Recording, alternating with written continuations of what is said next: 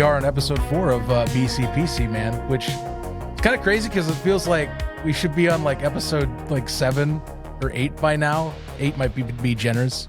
I'll be honest. You know, I'll say life sucks. I'll say it. I was saying it before the show. I don't know if I'm going to talk about it. Life sucks. Life sucks. My arm, I'm an old man, Zach. I'm losing feeling in my arm. Now everyone's going to say, oh, you're having a heart attack. No, I don't think I'm having a heart attack. I would assume it would have happened a week ago. At all.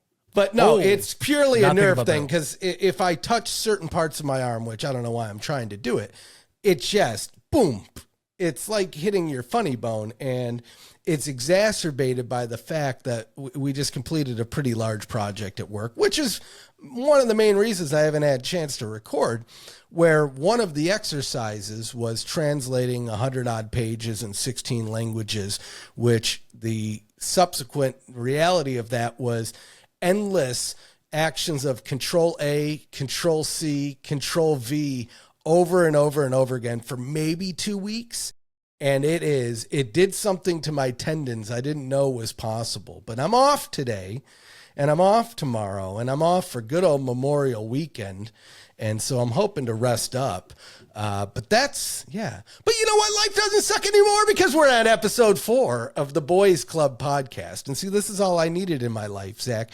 Usually I keep all the sad, sappy stuff to off the camera, but today I'm so damaged, beaten up, broken down, and battered that I can't even help but creep it out of me. But here, we're going to have a good time. We have so many good things. I jumped on and I said, I don't even know what the hell we're going to talk about. And within like 2 minutes, we came up with like, oh yeah, we have a water-themed episode for you folks. I found that whole notion hilarious. I don't know what to talk about. It's like, really? I know you've been kind of back in the world of online web development and in that wormhole, but don't tell me I don't want to know about that. Or freaking cruise. This was the whole point. Like, remember last episode, like a month and a half ago was, I can't wait to talk about this damn cruise. You say a month and a half ago, these things blend together. I was talking to somebody I work with, and I was saying something like it was like 8 years ago. And then they reminded me they had only worked there for 3 years. So it had to have been within that time. So, oh my God, I don't know. Time is, all crazy to me, but you're right though. So we have cruise, and then again, water themed episode, folks. It's Memorial Day. You know what you do at Memorial Day, Zach? You go out to the beach. You get splashed. Oh, here comes the heat. Splash me with water. You open up the backyard pool because it's officially the unofficial official start of summer as well. You got it a little bit earlier. You flood your apartment with with pipe water to get a refreshing spritz. It's like the same thing, Zach. I mean, here the apartment complex is probably like, this guy's complaining. We're giving him a free beach day in his house. He doesn't even have to walk to the pool. He's got it right there. We're giving him an exclusive pool with no increase to the rent. So that, now that I think about it, that was the first reason, because we were going to record. There was like a couple days where I had to push it off because, and remember too, I also missed one of the chances to record. And I was like, oh yeah, don't worry, we'll get this next week.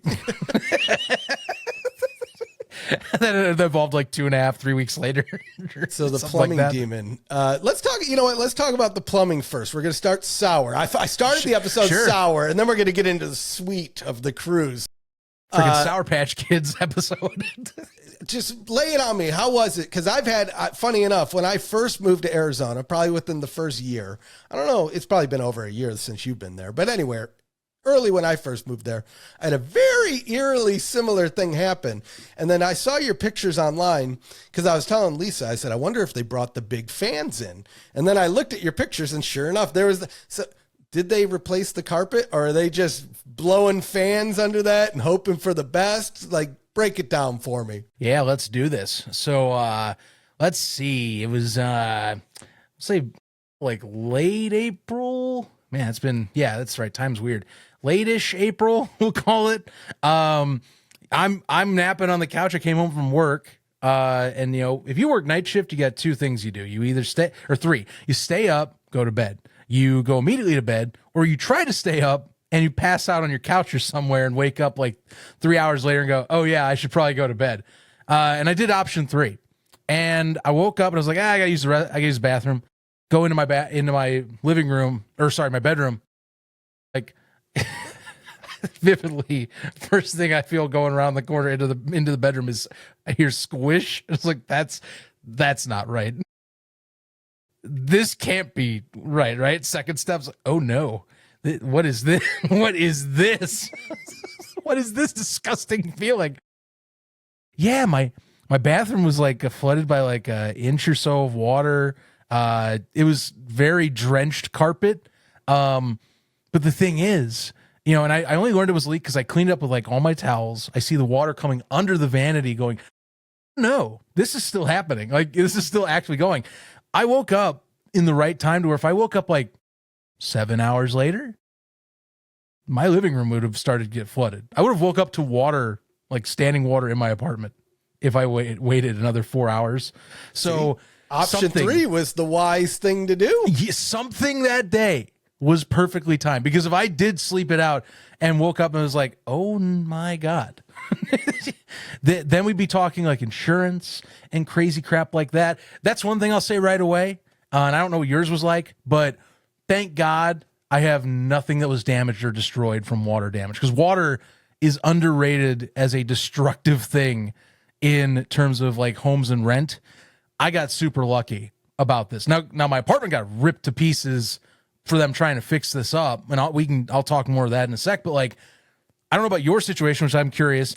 I got lucky and caught it to where they did not. None of the stuff that was insured got destroyed, and I had to file a claim. Good. That's nice. Thank freaking God. I want nothing to do with insurance, is all I can tell you. Yeah. Especially out there, because I don't know. I would assume that like flood insurance isn't like a big upsell in Arizona. Whereas in Texas, if you're getting insurance, they're telling you, get flood insurance. And you know what? Do it. Most times insurance people are lying, schemy, slimy, greasy bastards. Yeah. If you're in Texas, at minimum, you want flood insurance. But even like, because you don't think of it, you think flood insurance, you think, oh, the water from outside coming into my house. No, if you like your situation here, I would almost guarantee you would need flood insurance to cover, like, let's say a damaged TV, or in the worst case scenario, because you mentioned water's a killer, especially to old electronics, like the things that are hard to replace too, like a TV. If you can get a million of those. The absolute mental spiral I went into thinking of what would have happened if I woke up and like, and luckily all my stuff is, on an entertainment center or whatnot. But like, even in like, say like my office here, I got boxes of like cartridge games or CD based games or some other consoles I've stored away. Like just an inch of water standing, like ruins the boxes and gets soaked in.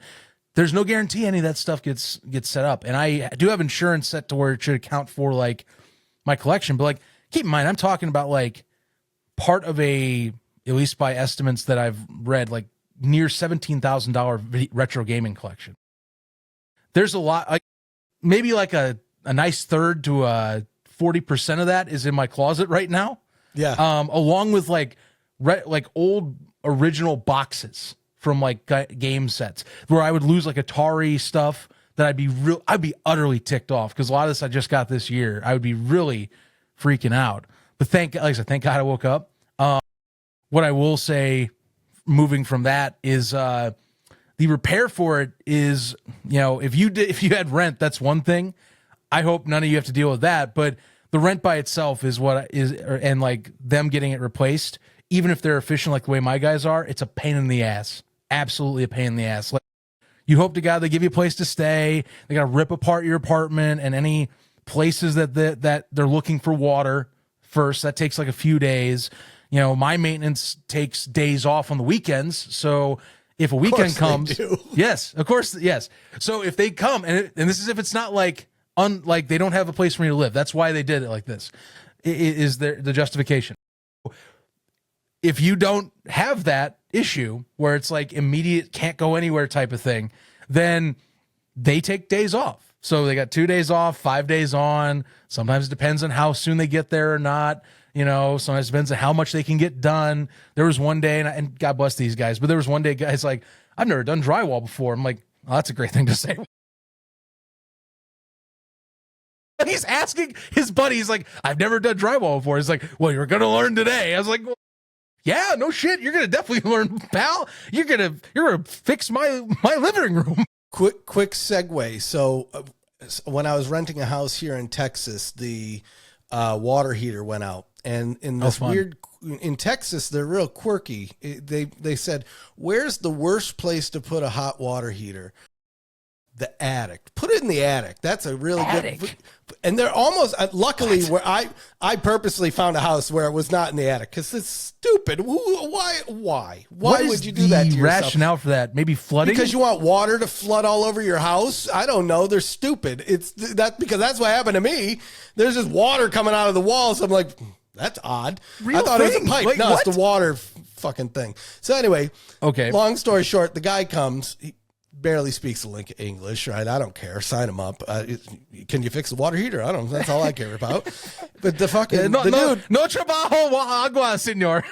The water heater though is like the fucking 1.5 of him. You know what I mean? Like it's bigger than him in every way, and like.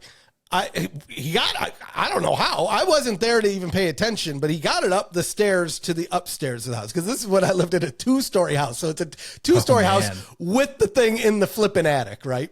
So he gets it up to the top and then it's in the closet, in the bathroom. So he's wedged it in there and he comes over and he's saying something. And I'm like, I don't know, man.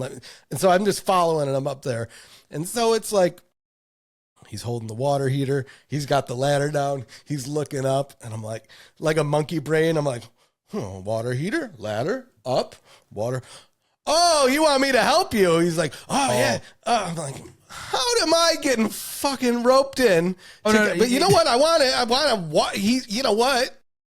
I want the damn hot water heater up there. So next thing you know, here I am, but I'm not insured for that. Like what happens if something bad, does insurance then F me for helping him? Like these are the things that go through your mind. Anyway, Senor, the discount only works if you assist me. You're working off the payment. I felt bad too, dude. Again, keep in mind it's like middle of the summer, June, July, so not as bad as Arizona, but similar with the humidity, right?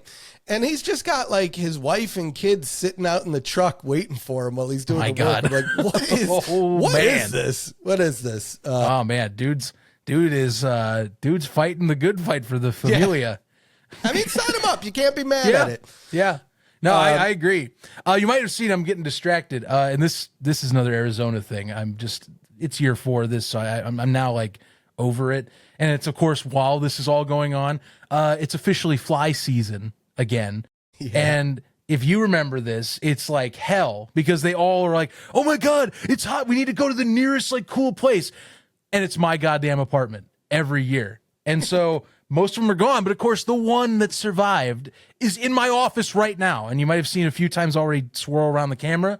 So yeah, have fun with that. But that's another element to this too, is, it's getting hot. So now I'm like, trying to work around, like I'm walking around my apartment with a vacuum cleaner as these guys are coming in repairing my place. Like, oh, that's normal. Like guys just walk around going, like I'm just like wanding it like I've got a proton pack. Looking around. I was going to say that there's really only a few solutions to flies in Arizona because they are relentless. You cannot. They're atrocious out here. Well, anything they tell you to say to stop them, like they have those bags that you can hang outside. Yeah. Don't try it, Zach. So it works if you have a big backyard because they all swarm towards the back. But if you put it in your little back patio, you will just attract more flies. So it backfires. And so your best bet is fly traps. The vacuum trick is really the best. And people might think I'm crazy. I'm sure people have seen in my house, like with the windows, like at night, it's like, where you can see in, and same thing. I got the wand. I'm like, all right, you bastards, let's go. But that's all my fight. Like, I'm not kidding. I have a vacuum cleaner with like at least a chunk of it away up is just flies. I've done this every year now where I'm like, this is just tradition. Come like mid-May, I'm going to be expecting all of them to try and usually it's the first day of like 100+ weather. is when all of them like start freaking out and try and rush to houses or places to live. And my place is always one of the most popular because it's low on the ground, so it's cooler too. And, you know, I have a screen door and part of it's ajar, so I can kind of get in. They sneak in through one of the doors and they sneak in through another, and I have to fight the door. And, yeah. I know I keep having segues, but you've just unearthed a memory in my head that I haven't remembered in forever. So when I first moved out to Avondale, Arizona, and when I moved out there, it was actually nothing. There was nothing. Yeah, for those that aren't in the know, Avondale, while it is more developed now and there is the racetrack, the Phoenix Raceway at NASCAR races out there, it's still like mostly farmland. Like it feels like you all of a sudden enter a whole different world from going like from Chandler just 20 minutes down the road.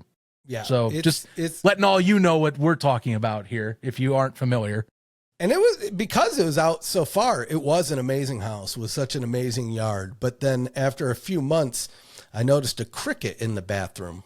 That's fine. Well, I mean, a cricket, that's fine. I'll get rid of the cricket. And then, you know, maybe a couple of days later, I noticed another cricket. I'm like,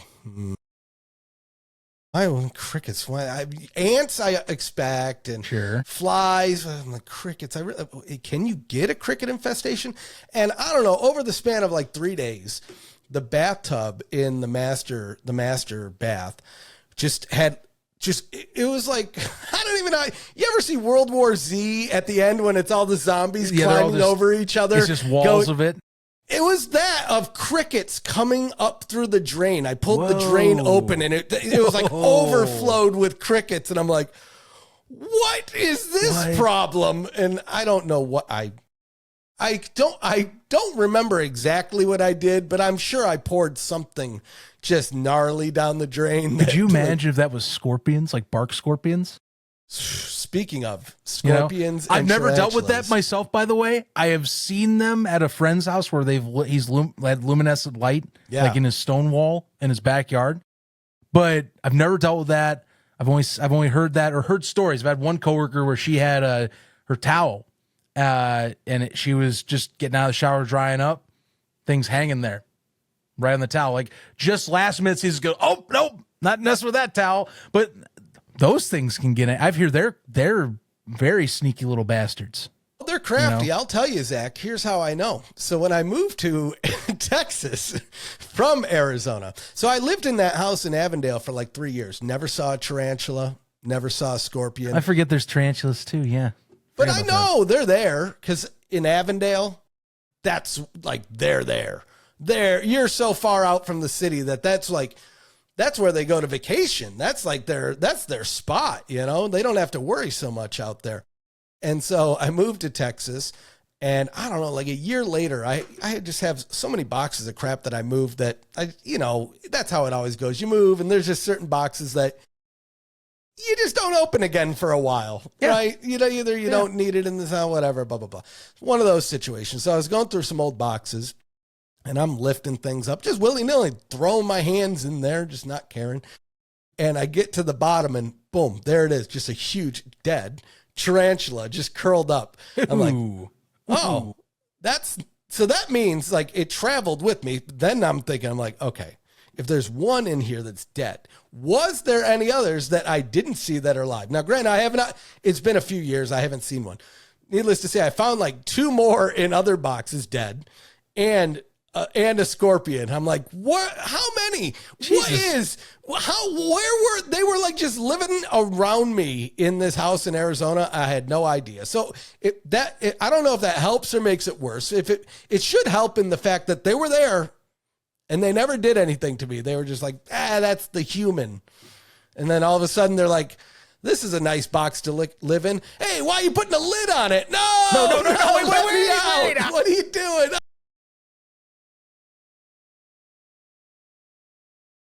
So, such is life if you're a bug. Anyway, the flood. So did they finish? It's been like a month. Are they done? They're almost done. But I will, let me put some caveats on this. Stuff that they need to finish that is not because I was given an option. Painting walls that they ripped drywall out of. putting in my sink, although that's a two-parter, so I'll get to that in a second. Fixing a piece of vinyl that they drilled a hole in to find a leak that is still, I step on, and sometimes I now like almost, I don't trip on it, but I almost come close. I'll be like, what the fuck? No, yeah. And I'm like, yeah, that's a piece of vinyl just stealing up. What is my fault, but I say as a two-parter, is they had to put my sink in, but that includes the vanity.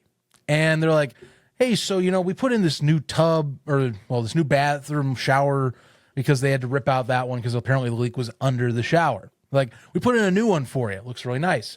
We also noticed the vanity's kind of screwed up too from just years of like water messing it up. Do you want us to put in a new one? And like in my head, I'm like, new bathroom, because they also put new vinyl. I was like, new bathroom? Yep, sure. Why not? I could sleep in here. I got 2 bathrooms, no big deal. I didn't think it would be like another week plus that they had like waiting for this vanity to come in. It's supposed to be in as we're recording. So I have a note on my door right now that says, please come in whenever. Like, don't ask for like, your maintenance probably did the same, where it's like, maintenance, and they walk away. Like, he wasn't there. He just didn't let us in. I put on my note, I'm like, don't leave. Just come in. Just don't interrupt me. I'm in a meeting. I'm like, please do not find a reason to extend this beyond Memorial Day weekend.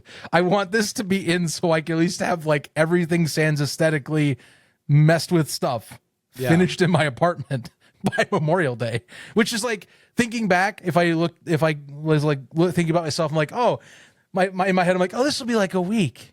Oh, they're going to rush job this in like a week. I'm like, dude, how are they not done yet? So yeah, moral of the story, anything like this, like rent, like insurance is one thing. Thank God I don't have to deal with that. But I do not pity, or I pity anyone that has to go through both, because it's insurance is annoying in itself, but like having maintenance come in like every day and have to do things every day it's pretty annoying. I mean, I've had a good time meeting some of these guys, and they're friendly, and I do say that, I've gotten some compensation back from the office too, but like, it disrupts your life. That's all I'm going to say.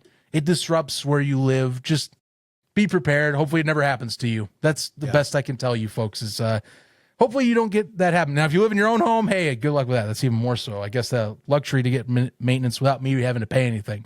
I will say that too. I don't have to pay that for really this. is the best part of renting, is like, if something goes bad, whether it's going to take forever or not, you just call someone and it's their problem. Because unlike that, like credit, maintenance will probably, they'll look at costs and still like maybe pick like cheapest or best ratio.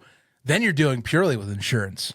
Yeah. And I don't want to do anything with people that will try and rip me off for a policy I paid for. So that's a journey even less more. I'm like, hey, have fun with that. I hope none of you have to deal with that ever as well, too. Good old water themed episode though, Zach. So that was that's the bad water theme. I brought the water to me. You went to the water at least. I was like, I commandeth thee to cool me down. And also proceeding to make my stuff balmy. And actually they're in here right now. I can hear them buzzing away. Hey, there you go. In my bathroom. Like, you probably can't hear it because this mic is good, but I'm like hearing the sound of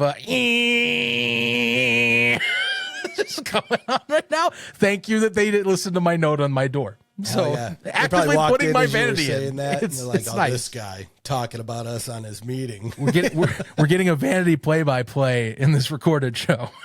Only on BCPC will you get something like that. We're only 4 episodes deep. The things you never know what we're going to run into here.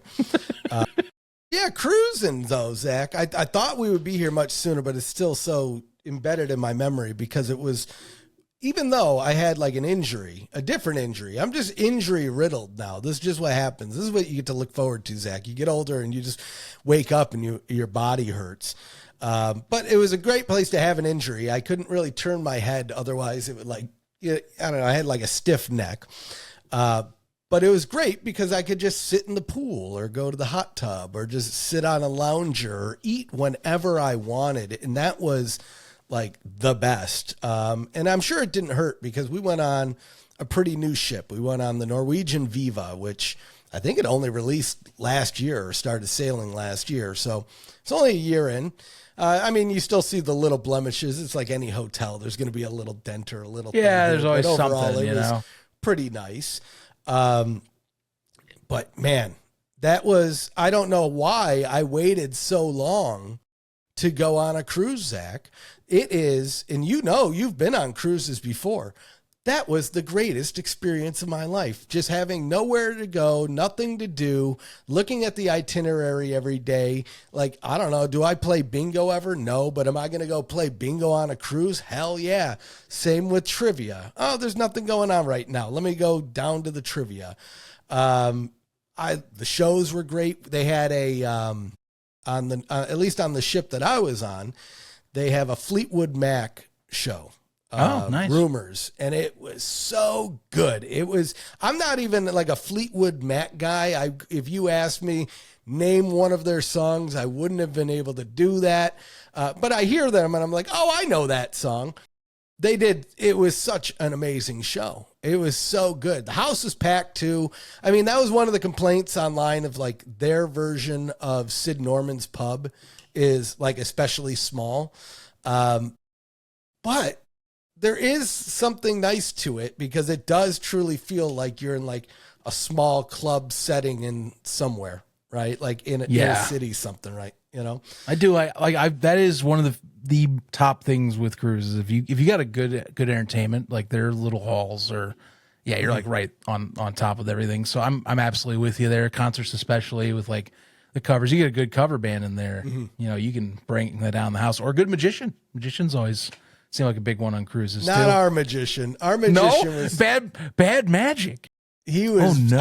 I won't even. If I remembered his name, I wouldn't even say because I would feel bad. But he was. He was definitely a children's magician. It was very tuned to the child's mind. Okay. And it was okay. My wife just kept looking at me and she's like, do you want to stay? I'm like, well, I mean, we're already here. And I could tell she was. The rep's mind wanted more of a challenge. Yeah, I needed something, but it was not that. But just being able to eat whatever I want, whenever I want. And they had, the ship I was on, they had so many different food choices. And I'll say this. So you've done Norwegian before, right, Zach? Yeah, I've done Norwegian. Was the last cruise I was on, actually. Yeah. They do it right. Norwegian do it right. Is the best one when it comes to purchasing a package because by default, now you can remove it and save some money, but by default, they add in the free at sea. And with that, you get the alcohol package, not the upgraded one, but just the regular alcohol package. But then you also get 3 specialty dining meals. And so normally, I'm a cheap kind of guy. I probably just wouldn't have done the specialty dining or maybe chose one night. But because it was just kind of included in the package, I'm like, okay, well, now I have 3 to work with. So we went to Cagney's, which is their steakhouse. Yes. Which was pretty top notch. We went to not the hibachi, but the teppanyaki. That's always fun, right? You know, whether you're on a cruise or not, but on a cruise, it was even better.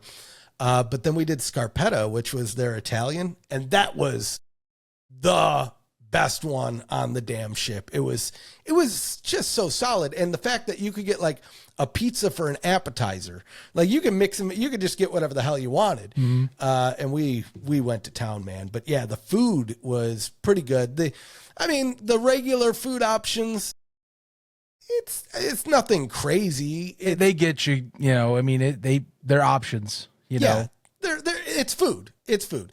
Some of it was better than others. But the local, or on some ships, it's Oceans, 24 hours a day. They had, I don't know, when you went on Norwegian, did you try the wings at Oceans? Yes. Yeah, their wings are pretty solid. That was like the most regular thing we got there from Oceans was that. I couldn't believe how good they were. So many people online said they were good. And I'm like, well, how can they be good on all the ships, right? Bro, they fell off the bone. It was like the most amazing chicken wing I ever had. I was like, whoa, hold on. You guys are doing something here. They also had some pretty solid artichoke dip. And I don't know, man, just being able to so we ended up doing the free at sea plus. Mm-hmm. So because with that, it actually made sense, because with Free at Sea Plus, you unlock all of the bar stuff. So you can get top shelf, any drink you want on the ship. You can also get like half off if you want another specialty dining. They give you some other discounts. But the biggest thing to me is it includes your gratuities. Yeah. Mm-hmm. And it includes the unlimited Wi-Fi. And so also, yes, if you take the price of the gratuities and the Wi-Fi alone, it was more expensive than the Free at Sea Plus add-on.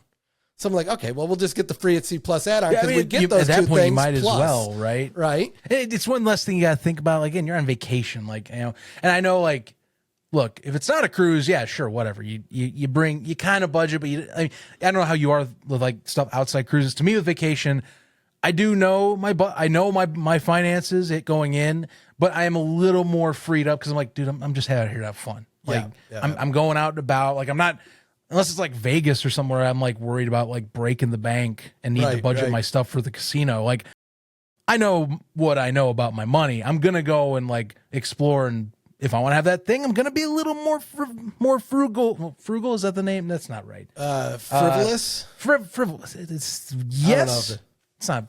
Yeah, I think it's frivolous. A little more loose. I'll just say loose with my cash. I'm a little more loose with my cash, because like, I just want to have some good times, man. I'll figure it out after the end, as long as I'm not like having thousands of dollars pour out of my savings at the end. Cruises, it's nice because like you just buy the package and you just go in. You know, that was my hope, is I can get the package in a way to where I could go on that cruise and be comfortable ordering anything I wanted. So, for instance, you would know this. A lot of these cruises, they don't let you bring bottles of water onto the ship.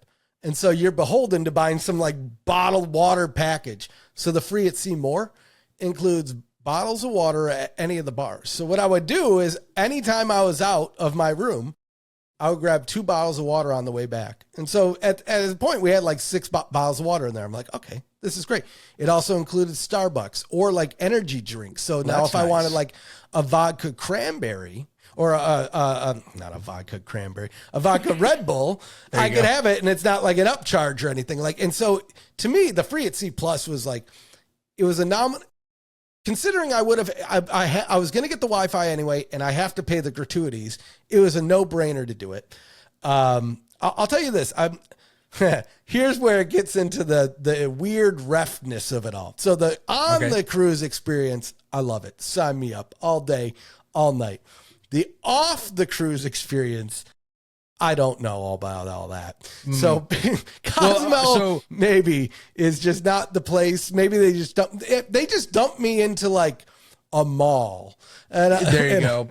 Yeah, I was gonna ask like what kind of trip, and I think I asked this before he left, was like, is this like there's stops that have more like exploratory, or is this like the island hopping where like the island's basically wanting you to like use your American dollars to like buy their stuff? Yeah. And so it was like, oof, that, not my thing. Because that's the part of the cruise I'm with you. I don't care for that. If I do, like, I actually told my folks after the last one, because I was like, this is great. I love like relaxing in the R&R and like kind of my own, do what I want, as long as we like meet up for like dinner or something at the end of the day. My only thought was like, next one, if we can find like a tropical one that's, there are ones like this where it's like destinations where I want to get off and visit the destination and not be like a tropical shopping mall. So that is where I'm like, please, that's what I want. And it's not like this isn't possible. We've done that before in the past. It's just this one turned out to be that way. Also didn't help that they couldn't go to a stop because of weather conditions. So like we lost an extra space. Like, yeah. I have a good story to tell, but before I do that, so here to me is kind of the trick when it comes to the stops, when the ports of call.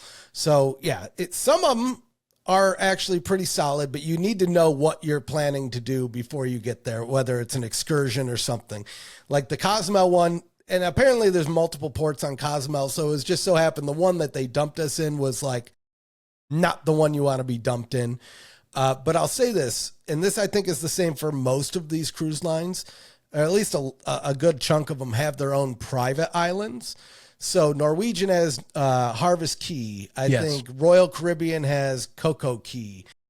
Those are sweet because, yeah, they have a little bit of shops up front, but it's not like there's no shady vendors. It's like, here's the pool, here's the restaurant, here's the beach, and it's just included. So Harvest Key was pretty sweet. They had like a little mini zoo there. They had a little nice. Butterfly like room that you could walk into with like blue Orpho butterflies. That was pretty sweet. Okay. Okay. So actually, you know, I'm surprised I didn't think of this when we were talking about the magician. So something actually, the most interesting part of the magician show, and maybe of the cruise, happened there. So, you know, before I got on a cruise, I watched so many videos about this, and I just wanted to like, okay, what are the things that I should do? I don't want to waste my time, waste my money, those types of things, right? And through that, you learn there's a lot of people that fall off of these ships every year. Every year. It's a kind of an untalked about story. Like, yeah. And, you know, my first cruise, I guess it's possible. But during our magician show, big alert comes over the speaker. What is it? Code Oscar, I think is what it is. Something like that. Whatever it was. And yeah, somebody went overboard on our ship. And so we had to turn the ship around. They searched for like 2 hours. Coast Guard came out, searched for a little bit, and took over for us. And even some other ships came in because I think legally, if there's another ship in the area, they have to join in the search. So there's some like Royal Caribbean things and blah, blah, blah. So it turns out, somebody did go overboard, and it was a staff member. It was a member of... That feels rare, right? Like I would think it's more so like the guests. I don't know. This is all new to me. I was shocked. I was like, how is this actually happening on my first cruise? And so what's interesting about this? So I went on Reddit and I posted about, hey, there's someone overboard on my thing. Cause I actually wanted to get like, okay, is this normal for then like crew members? And do you know what that turned into, Zach? A million YouTube channels then started reporting about this guy going overboard with little old ref as your source. And I'm like, well, I mean, it just shows like I could have just made it up. You were the source? Yeah. I mean, nobody, they're like, I remember they're all just posting the thing from the Reddit thread. And I'm like, I remember on Twitter, like another wavelength, like I could have just made up a thread on Reddit that said somebody went overboard and they're like, oh my God, let's get on YouTube. But I mean, it was true. Anyway. I remember you posting this on X and like having a comment on it, but I didn't do the source. That's why. This is a great story for The Wire. Come on, let's bring this one up. That looks pretty fun. Oh, yeah, I was looking. Well, because here's how I found out. I was trying to find news about the damn what happened, and there was a few articles on it, and all the articles I could find would just reference the damn Reddit post that I made. And I'm like, well, this isn't going to tell me anything. I'm the one that put everything in there. Go get to work and call some people and figure it out. You know. Well, let me ask you this: did they get the guy? Did he survive? No, it was nighttime, Zach. Nighttime in the middle, even in the daytime in the middle of the ocean, Zach, your perspective changes when you really see like the ocean from the middle of it compared to like just from the shore. And you start seeing like little seaweed on the ground and you're like, wow, that's tiny. That is like, you really see the scale. And so then you imagine if there's a guy off a ship, you know, it only goes like 30 miles an hour in the grand scheme of things, but that guy's not moving, you're moving, and it's not like a car with brakes. You can't just say, oh, stop. Like, just get that thing to stop and even get around, and you probably don't know the exact pinpoint because it's not like somebody who's watching him fall over. They have like alert systems, so then they got to go find so by the time they even find the footage and all that, at best, it's probably like 15 minutes. 15 minutes in the ocean's a long time. That's a long time. Alone. And I mean, if you are a crew member, my assumption is it probably wasn't by accident. You know, I mean, if you're on the ship like a day to day, you probably know like the ins and outs of like where the danger spots are. And I heard a rumor on the ship, but again, who tells these things? The gossip cycle of the ship is it was the talk of the town. It was a little sad, actually, Zach, how giddy people were. Like, did you hear someone fell off the ship? I'm like, Jesus Christ, it's a life here, my guy. Dude, this guy might be dead. What are you? It was everybody's drinking. You go and it's like Fleetwood Mac ends and like, hey, did you hear? Someone fell off the ship. I heard it was someone at the French restaurant. That's crazy, right? Like, bro. Again, yeah, it is crazy. Somebody's with the dead. And they're like, I heard that his contract is up and he didn't want to go back home. I'm like, oh, where'd you hear that from? I don't know, but man, you're like, man, I don't know if that's true. But I heard it. I heard it. So you never know what you're going to experience. Heard it from a sea passenger. Heard it from the captain. They said this. Oh my God. I while you were talking, I did actually pull up the stats because it's got me curious. And this is coming from a law firm in Miami, Perkins Law Offices. Which first thing right off the bat, I know these stats probably are more legit, but Jesus Christ, dude, learn to make graphics. They have the like early days of AI graphic making graphics for the infograph, and it says 9 out of 25 surboard incidentally. That's good. And it's supposed to say 17% survival rate. It says 177% survival rate. Oh my God. That's good. You found him. There's no way he could have died. He's more likely to be in great health. Yeah. He's back from the dead. He's back from the dead. he was became that 77 one of the extra percent. He became one of those cursed pirates from Pirates of the Caribbean. Yeah. Just like sworn to the ocean. I am sworn to serve dinner for an eternity to the fish. In seriousness, though, sadly, you are more in line with what happens. So, yeah, 17% of victims every year of the roughly 19 to 25 cases make it back. So, you fall overboard, you are likely dead. Well, that's what's crazy is you see these videos go viral. This one was, I say a couple years ago. It was probably like 5-6 years ago at this point. I'm hard to pin if it was pre or post COVID. But there's the one of like the kid doing like the Tarzan jump off of the ship. And it's like, what are you thinking? What are you thinking is going to happen after that? And then I'm pretty sure he got eaten by sharks, which is like, God, brother, what do you like? I get alcohol. I'll say is the funniest part of the damn cruise is the alcohol because people get so I'm shocked. I'm not like the nicest person, but one thing I know, Zach, is of all people to be rude to, never be rude to your wait staff at any restaurant because it's so easy to get revenge. It's so easy for them to be like, oh, you think so? Ah. You know what I mean? Like it's baked in. This is why I like some people that I know in my life, they get a little more, and this is where we'll use frugal correctly.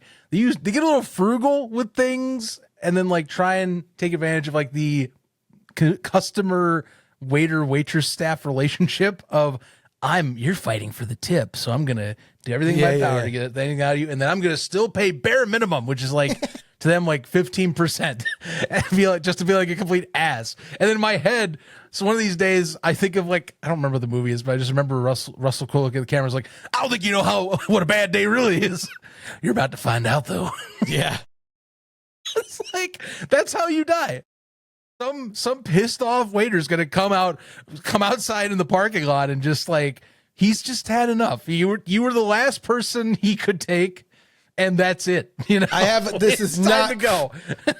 Not cruise related.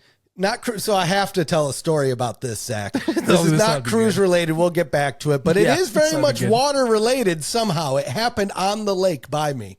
So you talked about customers pushing someone over the edge.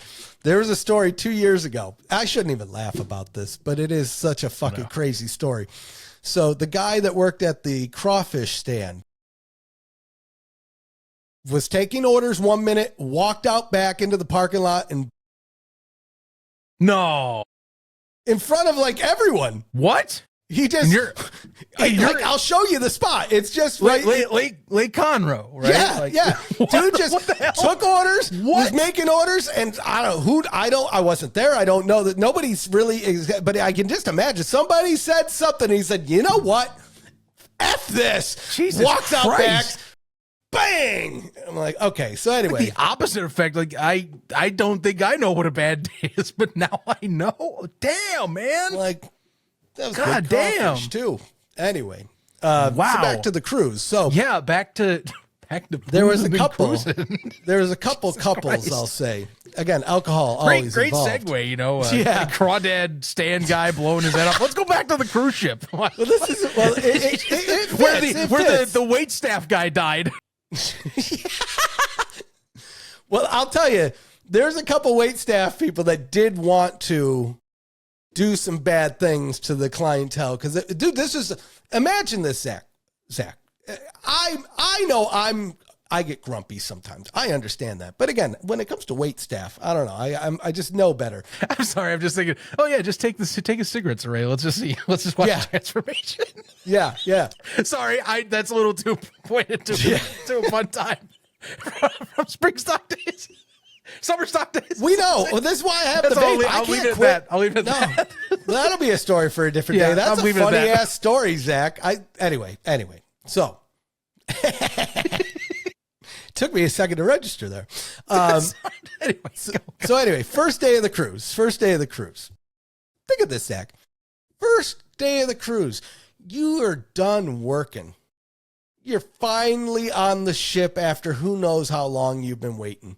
Right? Because people you don't just book a cruise like the week of. I mean, some people do, but most people, it's probably 3 months to a year you've had this thing booked. Mm-hmm. You're finally there. You're sitting there. It's sunny out. Because sometimes when you get to your port, it's like the worst port, but it's actually a good day out. They're sitting outside. You got a drink in your hand and you're ordering food. And there's one couple there already complaining. I'm like, how are you? It's like hour two in there. I've been waiting here for 20 minutes. Who cares? Where do you have to go? What do you have to do? You're on a cruise. You got a drink in your hand. That is the worst type of human being. At least one of, if I had to put it in a category, it's the person that already starting vacation has to start bitching about every little dude, just chill the hell out and take a minute. You're away from your very annoying ass job and your life. Why are you bringing that energy to a place where it's about just relaxing? You're going to get a damn drink. Yeah, okay. Well, the thing is, they had the drink. They were upset that they didn't get like whatever nachos they ordered yet. And it's like, well, everybody's ordering food at the same time. It's like the first stuff. Yeah. Chill the hell out. And it's like they had like the prime seat though, Zach. Like they weren't like in a corner stuck under the air conditioner with the door hitting their chair. No, they had like the outside patio deck table where the wind's kind of cool, but it's not too heavy because it's blocked, but the sun's out. How could you even find something to complain about? Don't worry, Raul is going to get your nachos. You just give him 5 seconds. Like, goddamn. And this is a situation where, like, in this instance, Raul ain't getting no tip. Like even when I'm ordering food, I'm not leaving tip money on the table. That's a man that is actively going, I don't think you know what a bad day is, but you're gonna be. What's your room number? Oh, it's I shouldn't tell you. I'll find out anyway.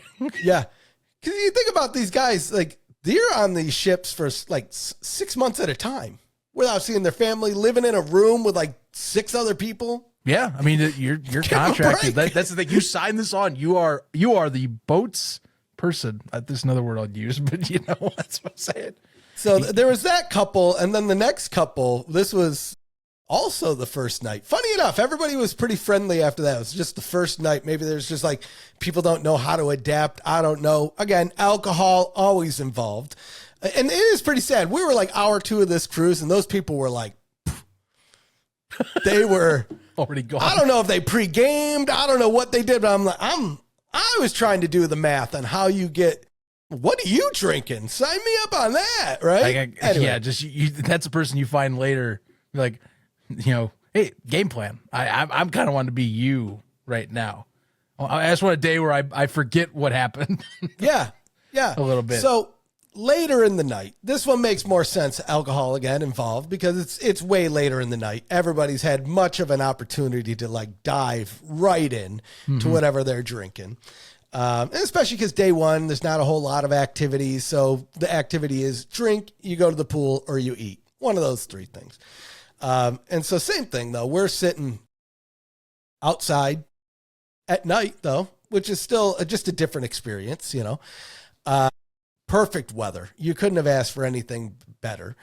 Eating like just amazing food. This was like one of the solid specialty restaurant meals. Yeah.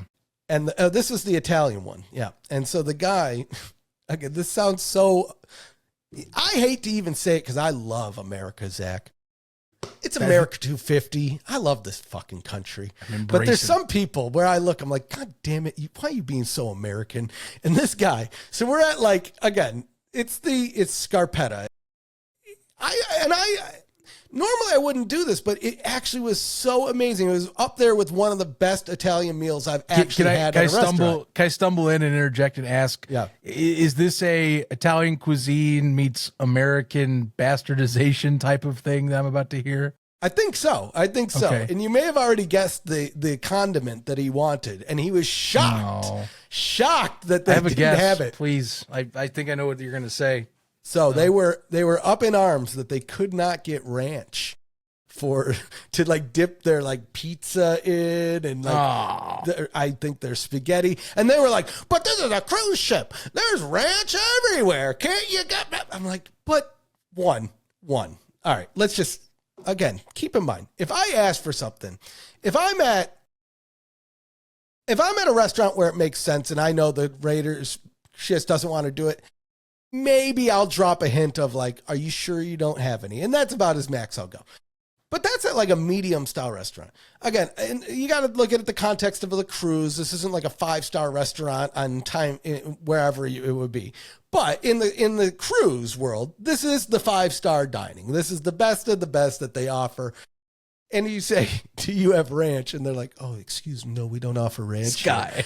You shouldn't go like ham on that. Be like, oh, okay. And in your head, you should be like, yeah, why would they have ranch? This isn't like Olive Garden, right? Like, I paid. This is, I paid for you to do whatever I want. And they were so mad about the ranch. And I think the guy sooner or later was like, well, I'll see what I could do. And they took that as he's going to get us ranch.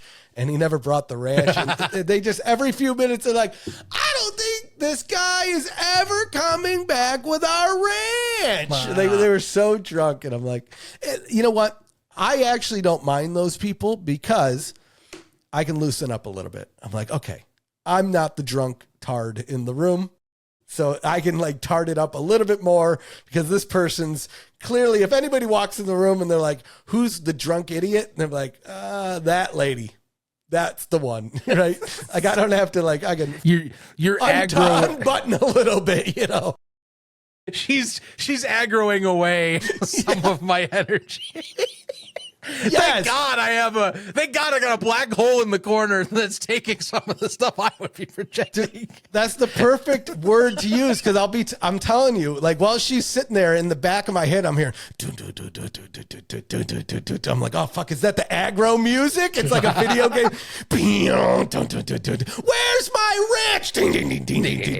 We're like, oh fuck, I better loot this stuff and get my get all like how many health packs do I have? It's coming. Thank God that ranch is a problem. Walk away 5 feet. The music cools down. You'll be like, oh, okay, you're sweet. You go to the bathroom, you come back slow. Oh no, she's still going ham over here. Get away from me. I don't want to be sucked in. I'm just an NPC. This food is delicious. This is so good. But the cruise is amazing. So this is how amazing it was, Zach. So here's the sad part. I was on the Viva. I think I did it completely wrong as I went on like the newest ship first. That was probably a mistake. Okay. Right? Because in typical Houston, just Texas form, they give you something nice and they're like, not anymore. So after November after April of next year, the Viva's moving off. And all we get is the Escape and like I think the Escape. I think that's all we get is the Escape, which is, it's like the Breakaway. It's a Breakaway class ship, but it's the biggest one they have. So it's bigger than the Viva. And I like it. I like it a lot because it has dueling piano. It has Oceans instead of local, but it's the same. Yeah. It really is the same thing. The things I don't like, though, is the Viva was really good because like they utilized their outside area perfectly. There was always a spot to sit. Like even the infinity pools on the side of the ship, I found I would be in those for like sail away a good amount of the time without a hassle. And so the Escape doesn't have a lot of that. They have like just the pools up top, and it's very much not the same ship. But I'm a sucker, Zach. I've already booked another cruise. That's what's this time we're going November. So this one was in April. So we got off like a week before. Sorry, freaking fly. It's right here. Oh. This is the stuff. I'm getting. You can already tell 3 times I've like flinched in this episode. I'm sorry. I should get a fly swatter. They have a Arizona State size one at Walmart. I'm gonna get next time. But there you go. Anyway, I'm not surprised because look, it's appealing. And I mean, I'll tell you this. For some reason, the world of arena football is connected to like guys that love cruises. There's like 1 or 2 owners I can think of, or ex-owners, where it was like, oh, I'm taking like 2 cruises a year right now, and like still coming back, and I'm banking the points with them, so I'm like getting more cruises. Yeah. And that's like all they do is that's just the cruise stuff, So like that, and then you probably know from hearing these stories too. There's people that buy like retirement months on end things where they just that's their retirement. They just ride the cruise ship and they become cruise residents, essentially. I wish I knew the YouTube channel so I could promote it right now, Zach. There was a couple I I found on YouTube. Like I know these fucking people, but I found their channel on YouTube. Personally know these YouTubers. I have connections with the cruise industry. This is parasocial relationships at its max. I head down to Galveston on the regular. I watched 2 of their videos, Anyway, they did that. They bought a cruise ship a room on a cruise ship to live in, and I watched their first video with all their excitement, and then I watched like their like 3rd or 4th video where like they were still excited, and I could see the cracks in the plan though, Zach, and I could see they were blinded by living on a cruise ship. And so in this video, they had went to go visit their cruise. They finally got a chance to go on the ship because they were like, the company had bought a cruise ship and they were renovating it and this and that. Everybody finally, after like 2 years, gets a chance to go on the ship and actually see their room, and they bring meals and do this and that and the whole other thing. And I'm already seeing the cracks in that. One, the company, they were supposed to be setting sail that day, but they aren't. Okay. Because we just had a hiccup with a permit and this and that. And, you think about it, Zach, it costs a lot of money just to even have a cruise ship just sitting there. Right? Yeah. So anyway, these people go to their room, and again, they're still, God bless their souls, Zach, so happy, so excited.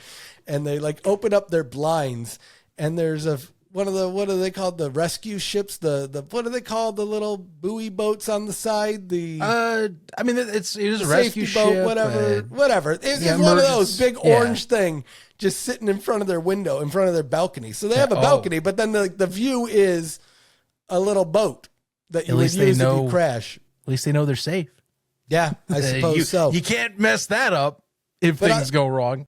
I love them sitting there, like them talking. They're like, yeah, we knew it was going to be a limited view, so this isn't too bad, and blah, blah, blah, blah. I'm like, you know that is not what you want. Guys, so fast forward like 6 months. So I'm like, all right, I got to see, because this is from a while ago. So I'm like, I got to see what these people are up to. Latest video was, hey, we're looking to rent our room on our ship. Hubby and I are Oh. going to plant in Costa Rica for a while and blah, blah, blah, blah. But if you want to rent our room, here are the rates and here's our contact. I'm like, oh, yeah.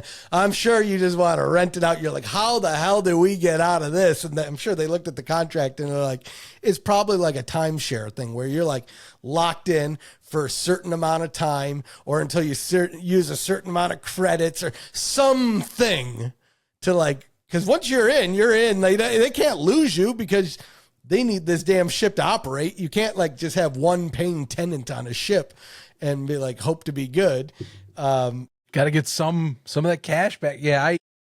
I would think like same thing. I know there's some people that they enjoy it. Like I get it, but like, like I said earlier, like I got to get off the ship and I got to explore. You know, that's the thing. Like there's got to be some extra stuff to see, you know?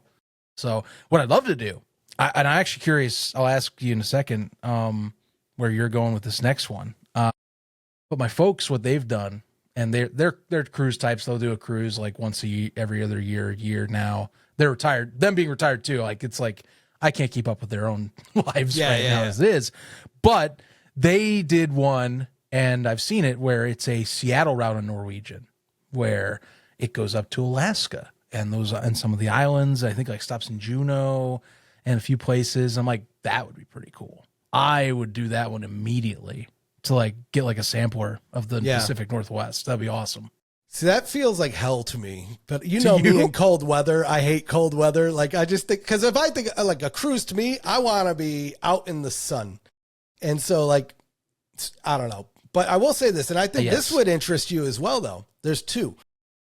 A European one would be cool, but to me, that one is nice, yeah. A Japanese cruise, because there's one that just goes down the whole coast of Japan on Norwegian. Dope.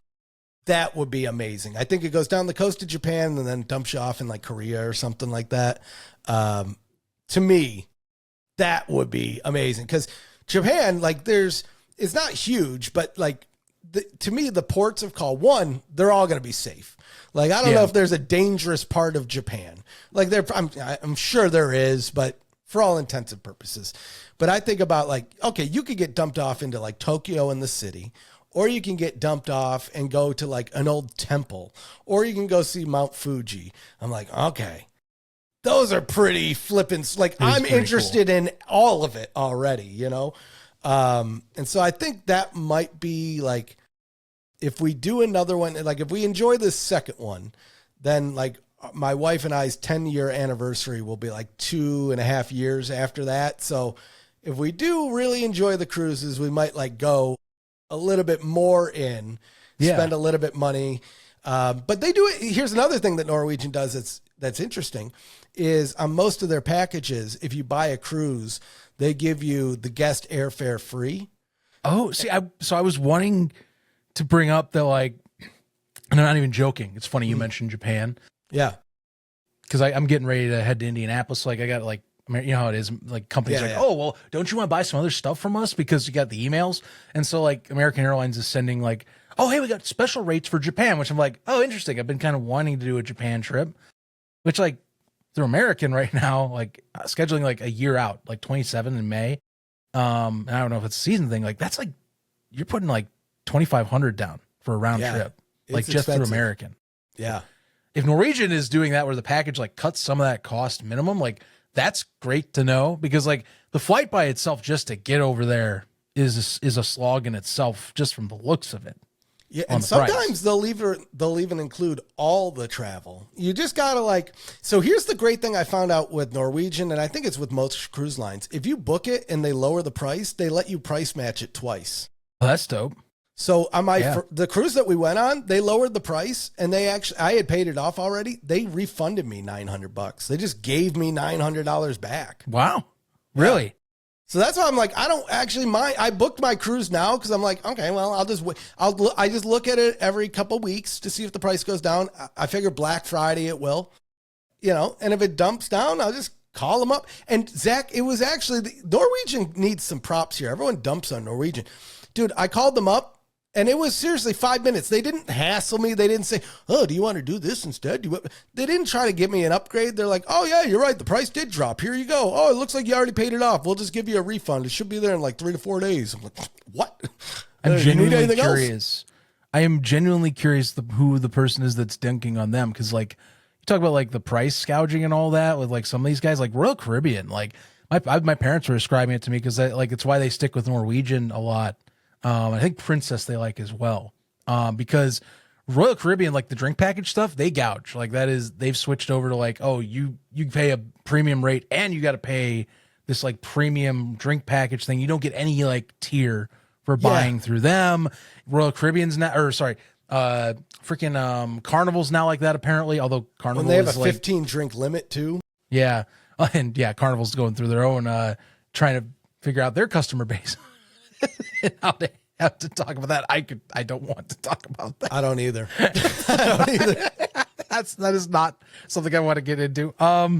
But yeah, no, I don't know who's dissing on Norwegian, but like that's like the best experience right there, man. Like that's the thing.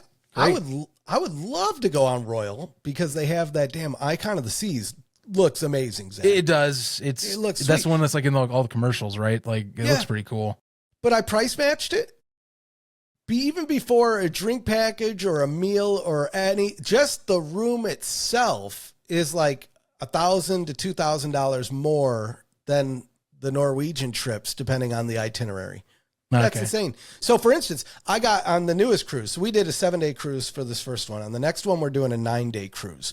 The price of that, all in, with the drink package, with the food package, everything, is cheaper than an equivalent room on the Icon. Mm-hmm. Just the room, not the drinks, not the food, not the Wi-Fi, not the gratuities, none of that.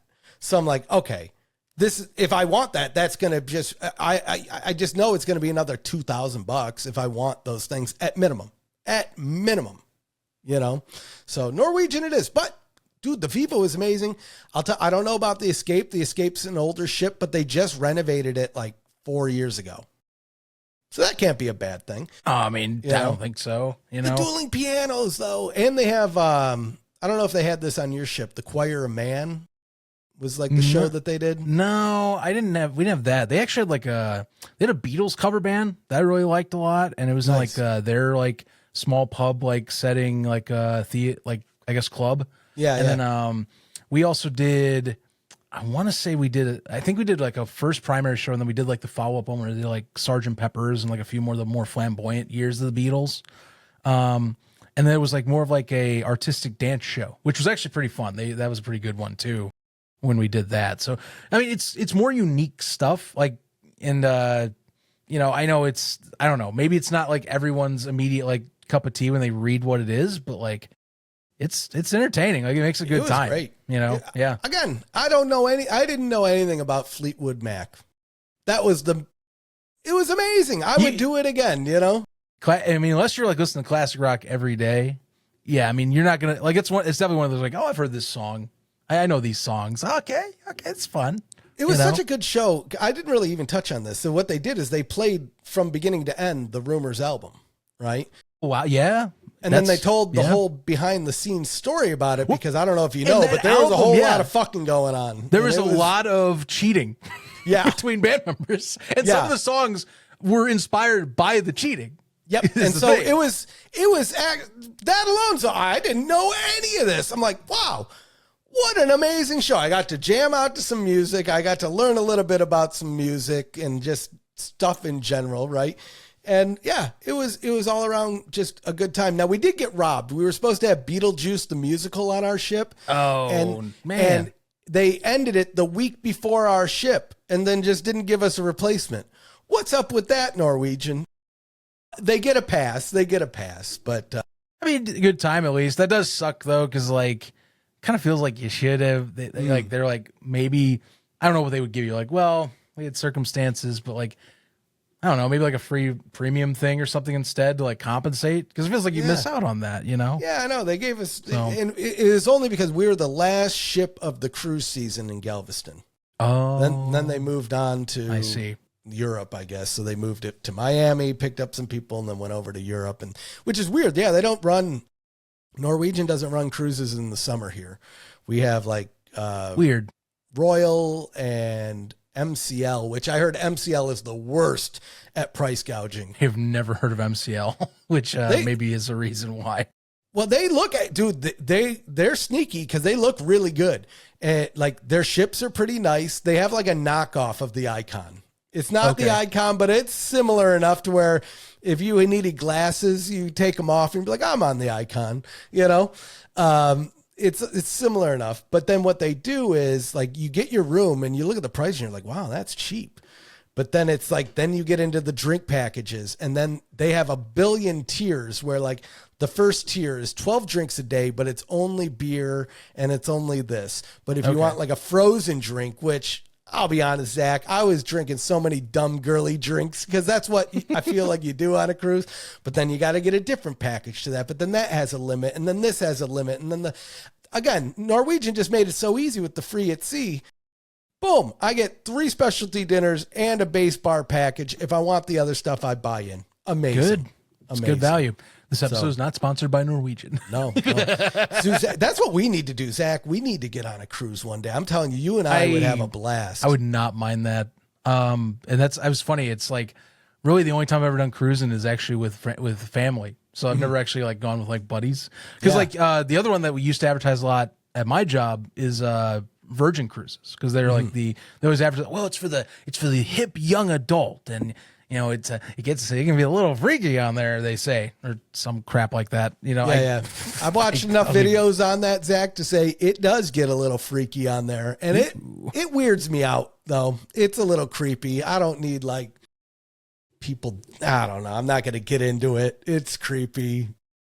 They got like. Yeah, I'm not going to get into it, actually. I've made okay. I'm just not going to get into it. Damn it. my last cruise thing, because if we're covering all the cruise items, the final piece you got to cover. Are you a gambling man, Stefan? You know, I'm not actually. No? And I didn't. I was actually gonna. There was one night, I just so happened to. I was walking through the bar. Lisa was just hurt, so she was passed out taking a nap. So I was like, whatever. That's the great thing about the cruise. If she's taking a nap, I'm just off doing my own thing. I can time to free roam. If she needs anything, I'm only a couple floors away, you know? So anyway, I was walking through the casino, and I don't know, the cheapness in me, my eye immediately went, because it found like the penny slot where like the max bet was like 10. So it was like a 10-cent max bet. I'm like, wow, those actually exist. I could get down with that. So I was like, you know what? Let me go to the room, check on Lisa. And of course, then she's like, oh, where you been? I'm ready to go. And I was like, all right, I'm not going. So I never actually went to the casino. I went through it, but that's probably for the best. It's probably for the best because my experience with gambling is one of two things. One is I just lose money, or two, which is the worst, is I win money and then I lose that money and more money. That's the worst one. Yeah. I've been up, Zach. Oh, they know how to get me. I think I've told you a story about Laughlin, Nevada, not Vegas. Yes. Poor man's Vegas, as I like to call it. It's like Vegas, but it smells a little bit like pee, feels a little bit like everything's got a little bit of pee on it. Really, in fact, I peed out of a hotel window in Laughlin, Vegas. Really reselling me on the joy.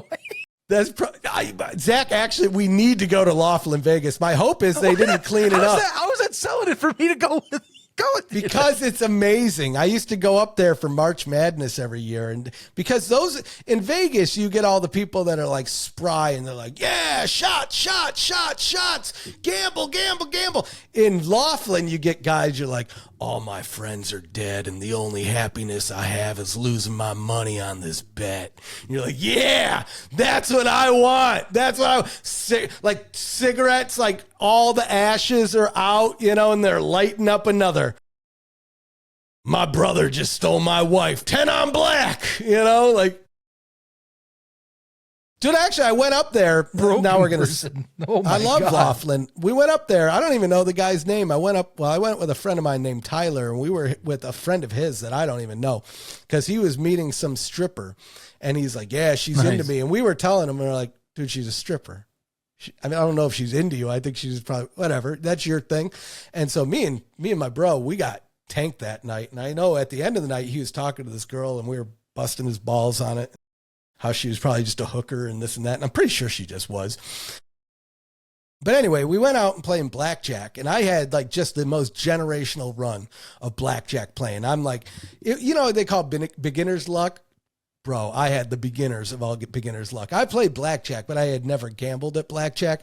And I was just 21s, 20s, 19s, 18, like everything above 18, where I'm like, why have I not been doing this my whole life? I should be gambling more. Yeah, and you know, every time they're like feeding me drinks. That was the mistake, right? Yeah. So I'm like up like $700. They, like, you know, they don't do that. It doesn't seem they do that as much in many of the casinos I go to anymore. So like that's talking about dating yourself a little bit. That's like a change in culture. I bet you if we go to Laughlin will get that you might tanked. be old school Nevada right there, actually. Because Laughlin, that's their bread and butter. Old alcoholics, and they know old alcoholics, and they know like the drunker they get, the more they're going to make mistakes and lose. And you know, I'm up like $500 to $700, and next thing you know, I'm like lose 100. I'm like, well, I could win that back and lose another 100. I'm like, I could leave, but I was up so much. And next thing you know, it's like you're down to like $20, and you're like, fuck this. All right, cash out. I got time to go. And then I was so tanked. And I got just enough for Denny's.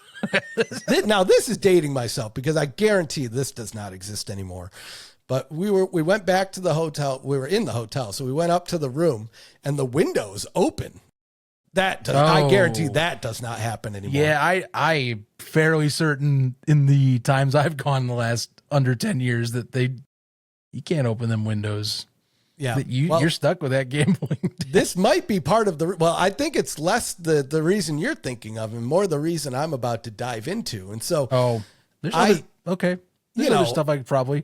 I got into like a thing where, I don't know, first the guy, we were trashed, and one of us peed in the elevator. I can't remember which one, but one of us, it may have been me. I don't know, but it was one of us, which led to like, well, I bet you won't pee out the window. And I was like, I bet. This is where this comes from. Yeah. So I was like, I bet you I could.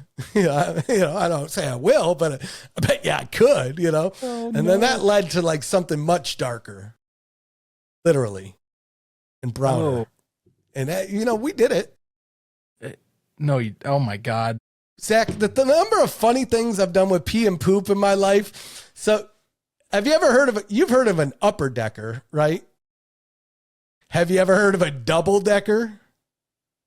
Yeah. So this one's the best. So this is, again, Arizona. This is why I had to move from Arizona. I did all my bad things in Arizona.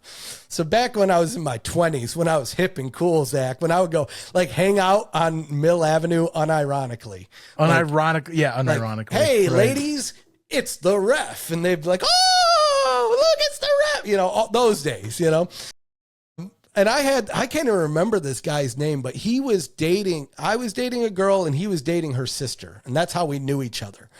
And they hated it because we became like bros. We were tight. A nuisance to handle. And so one of the nights, it was the same thing. It just became little dares. And so we were in Mellow Mushroom. I don't know if that's still there on Mill Avenue. It is definitely still there. It's a regular. Okay. Yeah. Well, it's been enough years. I could talk about this. We were in. I hope this place is closed so like they don't have to they're not hunting me down anymore. On this clip. This is easily over. Yeah, you get the one manager who's there still from like years. I was like, I got your ass. I got it on tape. There's no way they won't hunt him down now. So we Cody was his name. Cody. I don't remember his last name. His name was Cody. Yeah. So anyway, Cody and I were out on the town, two dudes just looking for some fun. And like, we're just doing little bets on each other. And I don't know what, I was like, I bet you wouldn't piss right there in the front of okay, you got to use your imagination here. So you walk into Mellow Mushroom, you open the door. There's like a waiter stand right to the right or the left. Yeah, it's on a corner. It's on a corner of the street at a 4-way stop. I know exactly where you're talking. And Yeah. in the center right there, before you get to the booths, there was a table that had all of their utensils and menus and shit like that, just so like the waiters could grab it and take you to your seat. Grab it and take you to your seat. And so I was like, dude, I bet you won't take a piss like right there, right in front of it. Like we were at one up in each other to where it was like we had to throw down some cards or these people are doing it. And this dude, he's like, watch me.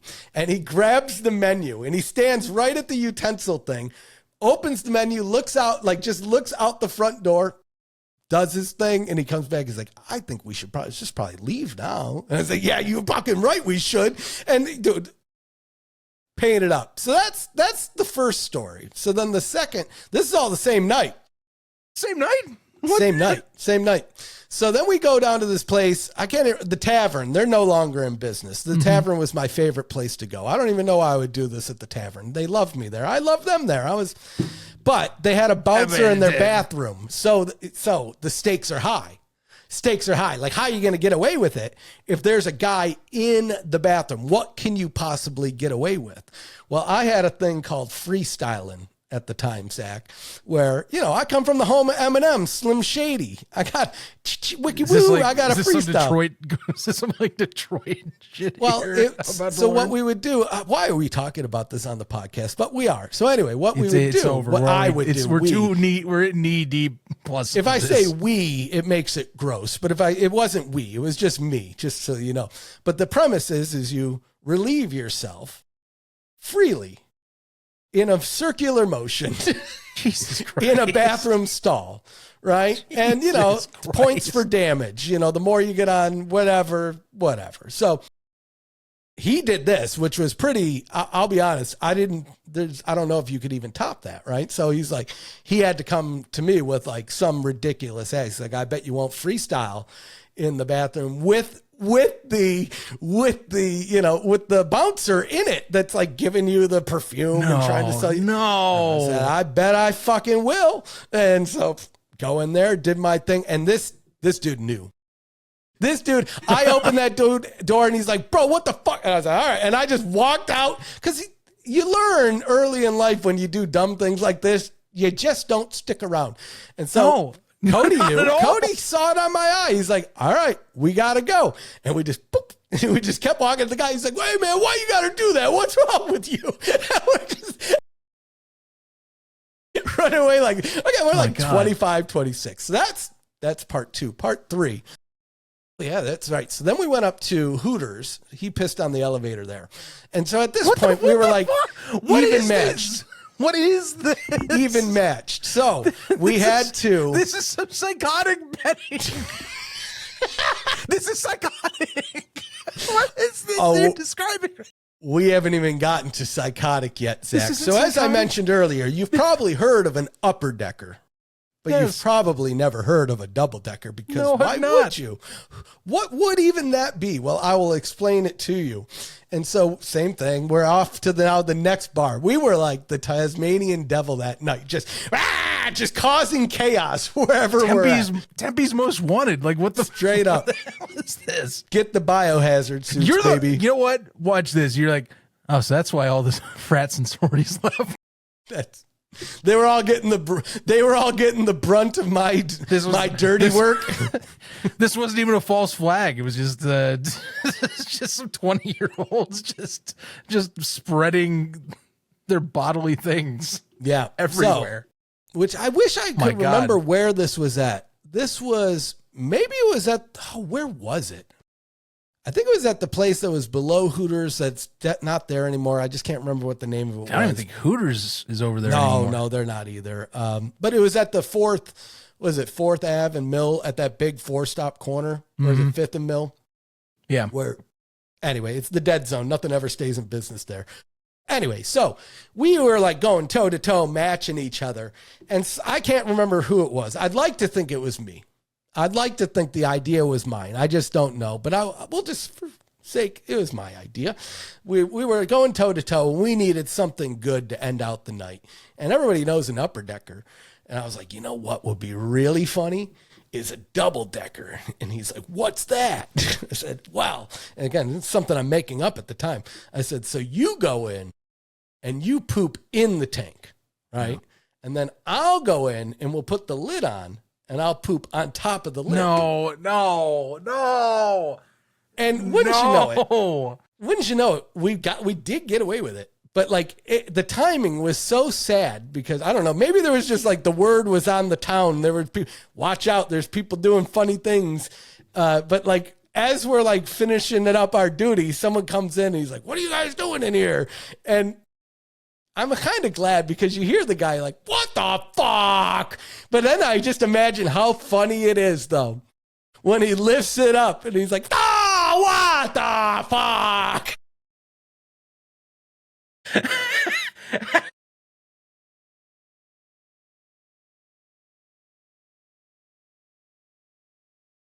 This is why you shouldn't drink, guys. Alcohol is bad. You do some stupid things when you drink. Yeah, you know, I my threshold when I drink is when I get to the edge. I'm like, you know what? I don't know. I'm thinking maybe I might go do a shitting bets with my best friend tonight. Just let's see what one more beer has in store. One more highlight, please. Man, I was a nuisance on Mill Avenue, dude. A nuisance. I ended up the people I would run into, Zach. I'm hurting.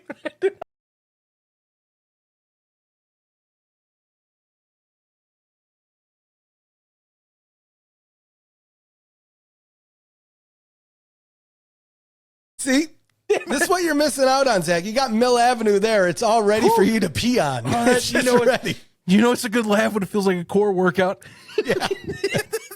I think I got my abs in for the day. Wow. Okay. Yeah. Okay. You know, they say you only live once. You do only live once. Yeah. You also You would never get this on the UFL podcast. Just so everybody's still here. This stuff is this is why you guys go to BCPC. This is why the club was created, because now we're out of the football bubble. Now we're fully out. Now it's all out there, and on top of the toilet lid. Dude, we're going back. Dude, next time I come to Arizona, we're coming to Mill, and I'm peeing on something. Jesus Christ. I might not poop on something. I don't know if I have that in me anymore. I need to eat some Raisin Bran maybe before we go. But it's diabolical. They said this is my calling card. Zach, I'm ready to go. I've been pounding prunes and Raisin Bran all day. My God, he has returned. Can I get a grape juice and vodka, please?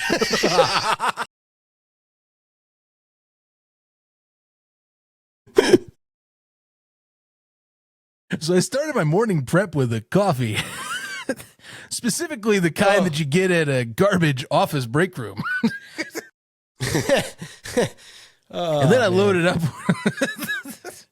And I loaded up with an energy bar. Later, I had White Castle for lunch. I partied with the Chamber of Commerce of Tempe on Mill Avenue one night. Dude, I'm pretty sure just wanted me. He like invited me back to his room. Is this pre or post Mill Avenue dare night? Oh, this is pre. This is like when I first moved. So you still were in. You still were in. I don't know if I started peeing on things yet, but this guy gave me all the enthusiasm to do it because, like, he brought me. He lived in those condos right off of, I think it's 6th Ave, wherever the tavern used to be. But anyway, he lived in those condos over there, and he's like, "Hey, you want to come back up?" Because it was after 2 in the morning. He's like, "Come up here, we'll continue partying." And I'm naive enough. I'm like, "Yeah, let's go."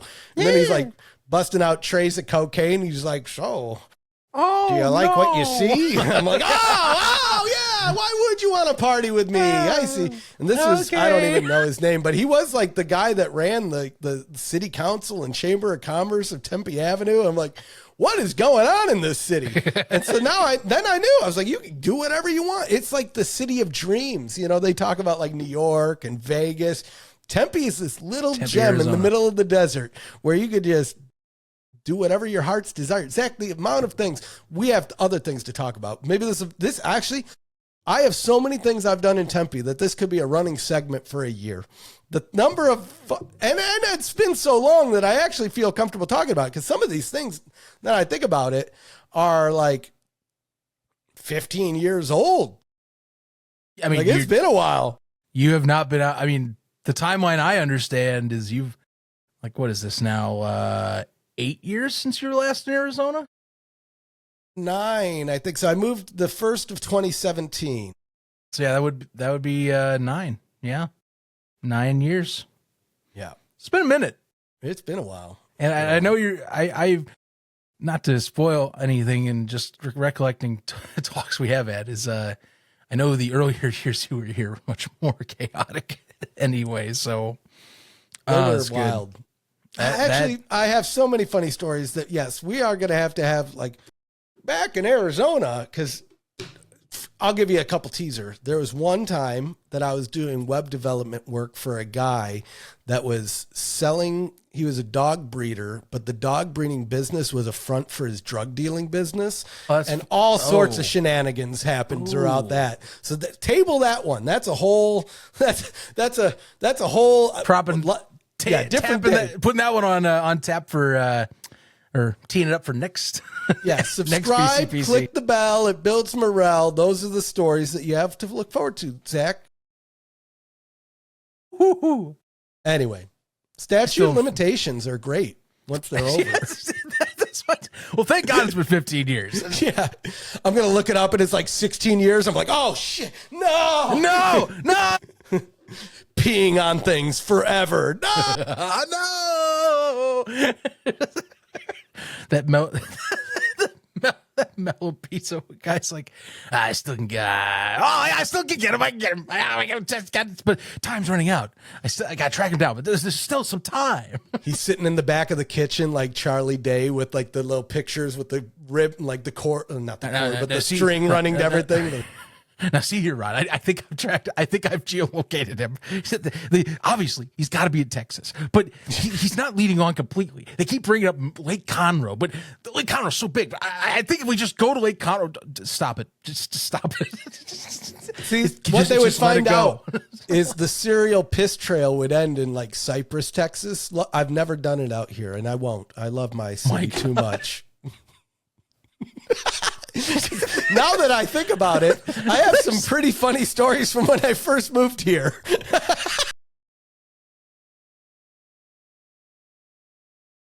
You got everyone perked up from New Mexico, like, huh? Oh, yeah. Maybe this connects the dots. Should have did it while I was at Rice Stadium. That, if anywhere deserved it, it was them. Rice Stadium. Bro. Anyway, Rice freaking Stadium. Speaking of Rice Stadium, we do have football. We got the Roughnecks. We got the Gamblers are in the playoff hunt, Zach, and I don't know if you know this. They're going to get it. We also have, with any spring football league, we got the COFL going through some early growing pains, but that's, I would say, the normal.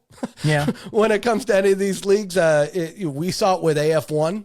We saw it with AFL. We saw it. Well, I mean, Major League Football didn't even have. They had a jamboree. It didn't even exist, yeah. They had a jamboree. But yeah, so the party. season is supposed to be kicking off like this weekend. And I'll say this: we'll start with the CFL or the COFL. If you're not the Toros, I feel bad for you, because the Toros are like the team with the coach with like legit playing power behind them. And we'll dive into it. But there was two teams. You had two teams, Zach. You had two chances for this to fail, and somehow it failed both. The Michigan Arrows doesn't seem like it's happening. And then the Indianapolis? Was that the other team? Capitals or the Caps. And go figure, both options I get completely screwed over in their own right. Screw over seems like it's not on them, which I don't know, man. You hear about the Michigan one, it feels like they weren't prepared. The Indianapolis one sounds like at least they were like, well, yeah, we're playing it safe. Michigan one, I don't know what's up with that. The Indianapolis one, at least they're like, well, we have a field for next year at least lined up. We seem a little more put together. Yeah. And then I don't know if you've seen this, but there's like stuff about the Fort Worth team up there, the Braves, like their housing conditions are all screwed up, or like Well, that's because they're living in Fort Worth. it's Anyway. not good. This went from 60 to like 20. I can't even say 0. 0 means they shut down. So like went from like 60 to like 20 miles an hour in your like residential neighborhood of like, oh boy, can't wait. Yep. This is thrilling. It which sucks because like there are some awesome people. A lot of them are with the San Antonio team, like you're talking about, that are putting this together. Hell, the boys over at UFM are going to be broadcasting this on their YouTube channel. That's pretty dope. Yep. That's cool to get a football league on there. But it's like, hey, you still got to get through the whole thing, guys. You still gotta have the others run with you. Keep pace in this track meet. I'm just bummed out that the opening Toros game is the same day as the final Gamblers home game, because I just have to go to the final. You can't miss the finale. I mean, especially like you said, they're in the playoff hunt. We are in the playoff hunt, and it's going to be so sweet, Zach. We don't actually even need to win tomorrow. We don't even need them to win this weekend. If the Stallions lose this weekend, all we need to do is beat the Stallions in the final week, which we beat them earlier in the season, although things were a little bit different. They got DTR now. DTR's playing really good. Hunter Deckers is getting a little bit healthier, though. The Gamblers are finding their stride. They almost beat the Orlando Storm, mind you. And keep in mind, we actually should be in the playoffs right now had the league. Yeah, UFL, you blind, stupid refs. How do you not look at the field goal that clearly went in? Yeah. And they blame. So here's the thing. They blame Coach Sumlin for not challenging that. True. Okay, maybe. Except for the fact, Zach, they didn't even show the replay in the stadium. So when I was there, and when we were all there, we're like, oh, that looked like it was in, but they're not showing the replay, so it must have been wide. I don't know. We're all had a drink or so. And then, no. And we got home, and I love the Gamblers posted the damn picture, which the league made them delete it because it shows that the makes them look bad, yeah. And this is a week, and the only reason they really, I think, wanted that to happen is so Louisville could get into overtime and win in overtime so they can make up for that earlier in the week. But then what does that do? That screws us. We should be in the playoffs right now. I don't think I've ever seen instance in football where they have completely missed the field goal in my life. Mm-hmm. And it's probably happened. There's a lot of football games every year that are not just NFL or like the big college games, but it's pretty damn hard to not see it go through correctly. Even if you're talking like right above the pole, like the rule is if it goes over the pole, it's in. It's if it goes completely outside or not fully within the pole. The fact that you didn't even have referees get that down, which, I mean, it's been kind of, I'll be honest with you, this year it's been a little shaky on the ref front. There's been some, a little bit. For every, like, nice thing with, like, or I guess, depending on how you view it, like, reviewing or talking to a field ref mid-play where the guy's like, can you just get the hell away from me? To, like, some of the stuff they've done with the open mic stuff. Hasn't been a great year for the refs in that department. It feels like it's been a downgrade this season. Put me on the field. Yeah. It's time to call you up from the reserves. I'm ready. The lady at the bar always tells me, she's like, just go down to the field. They need you out there. Just get the black pants and the cap and boom. Because they're hanging me out to dry with some of this stuff. But the Gamblers, you know what? There's still hope. There's still chances. I mean, you could say the same about the Aviators, but I mean, you really need a real. Hail Mary. I mean, they're pulling out all the stops because at least they're still in it, but they need a miracle for that. I feel bad for DC. That's a mother, dude. Freaking Ta'amu going down like that. It's brutal, and not to mention, like, it almost feels like we're at a curse this time because I'm not saying. I mean, they could have done this. We've always speculated they did St. Louis because of the crowd and they've been good. And if they just get that one over the hump thing. And now, of course, this year they're like, well, we're switching it up, but we're picking the stadium with a good team there. If maybe they're not, maybe they won't say it publicly, but now it's like, see, but they're good. They've been good. They still got a good roster. They probably can make it. And I'm not saying won't be that case, but it's like, oh, that hurts their chances. We're already not getting great crowds this year there. Oh boy. Yep. And this is the year that St. Louis might actually make it to the championship. Yeah, all they had to do was take Beck out of the situation. Ironically, I will laugh if both you see the Battlehawks and Orlando make it, where it's like, somehow this worked out after all. Somehow, some way, I think there's no way Orlando makes it to the championship. I think Beck is that curse for their team. They should beat them. But then the Gamblers almost beat them. So it's like, well, hold on. Like, wouldn't that be, just imagine the funny, amazing world that it would be as if the Gamblers get to the playoffs. As it stands now, we would be going against the Storm, and then we get our revenge and get to the championship over the number one team. Someone being a championship qualified coach, you know, and then we're gonna win. Of course, I don't even know why we're sitting here like guessing about it. Of course, you'd be riding on 23 Renegades energy at that point. Be like, you know, or maybe if you get 500, and maybe not that case, but like, we shouldn't really be. Renegades. They say we shouldn't be here, but like, let's just go kick their ass. Just like kind of go out there and JHS, you're up, man. It's time for, or JHP, you're up. You're up. Yeah. So at least there's, you know what I do like about this season is that there's still a playoff hunt going on. The last few years, it's like by week 7, sometimes even earlier, it feels like you got a pretty good idea of who's in your postseason versus who's not. Whereas this season, like we know, okay, Orlando's going to be in the postseason. St. Louis is probably going to be in the postseason. But when it comes to like, okay, is it going to be the Stallions, the Gamblers, the Kings? Like, how is that all going to shake out? I like that. And it looks like, please, I hope it comes down to the final week. Because if it does, it seems that gives like us a it chance. will be, you know. I mean, shoot, like I said, DC's uncertainty right now. You've got St. Louis, who's been surprise, not saying full surprise loss, but that upset win by that standard last week of Houston coming in and smacking them in the teeth. Going all in. Going all in. Yeah, I mean, when it needs to happen. I mean, times now. And then, honestly, the story that still baffles me is, what the hell happened to Dallas? I mean, this is like baffling turn of events. I love it. It looked like everything. I know you're loving it, but like they've completely fumbled the bag on this. Starting off as the hottest team in the league, you got a guy who is a quarterback who's one of the most like league ready fits from being in like, you know, as a higher ish end prospect in the NFL that just kind of got lost in the shuffle, and a really good talents everywhere. And what happens after 3 weeks? Like what changed? Like I thought Rick Neuheisel had this thing down, and then all of a sudden, just things have just been. Oh my God, it's been ugly. That's what they get for trading away Luis Perez. That's what they get. That's what they get. And it's Luis like Bobby Lane being traded suckers. from the Lions. Yeah, it's like you're done. You're done now. That was the heart and soul of that team, the King of Spring. King of Spring. They're clinging on to whatever they get. They didn't even get a 5th home game. They said, you don't even. Although I wouldn't say it to every circle because I'm trying to remember who it was on Twitter. I want to say it was Scooby Wright or someone like that who's like, why do they keep calling him King of Spring?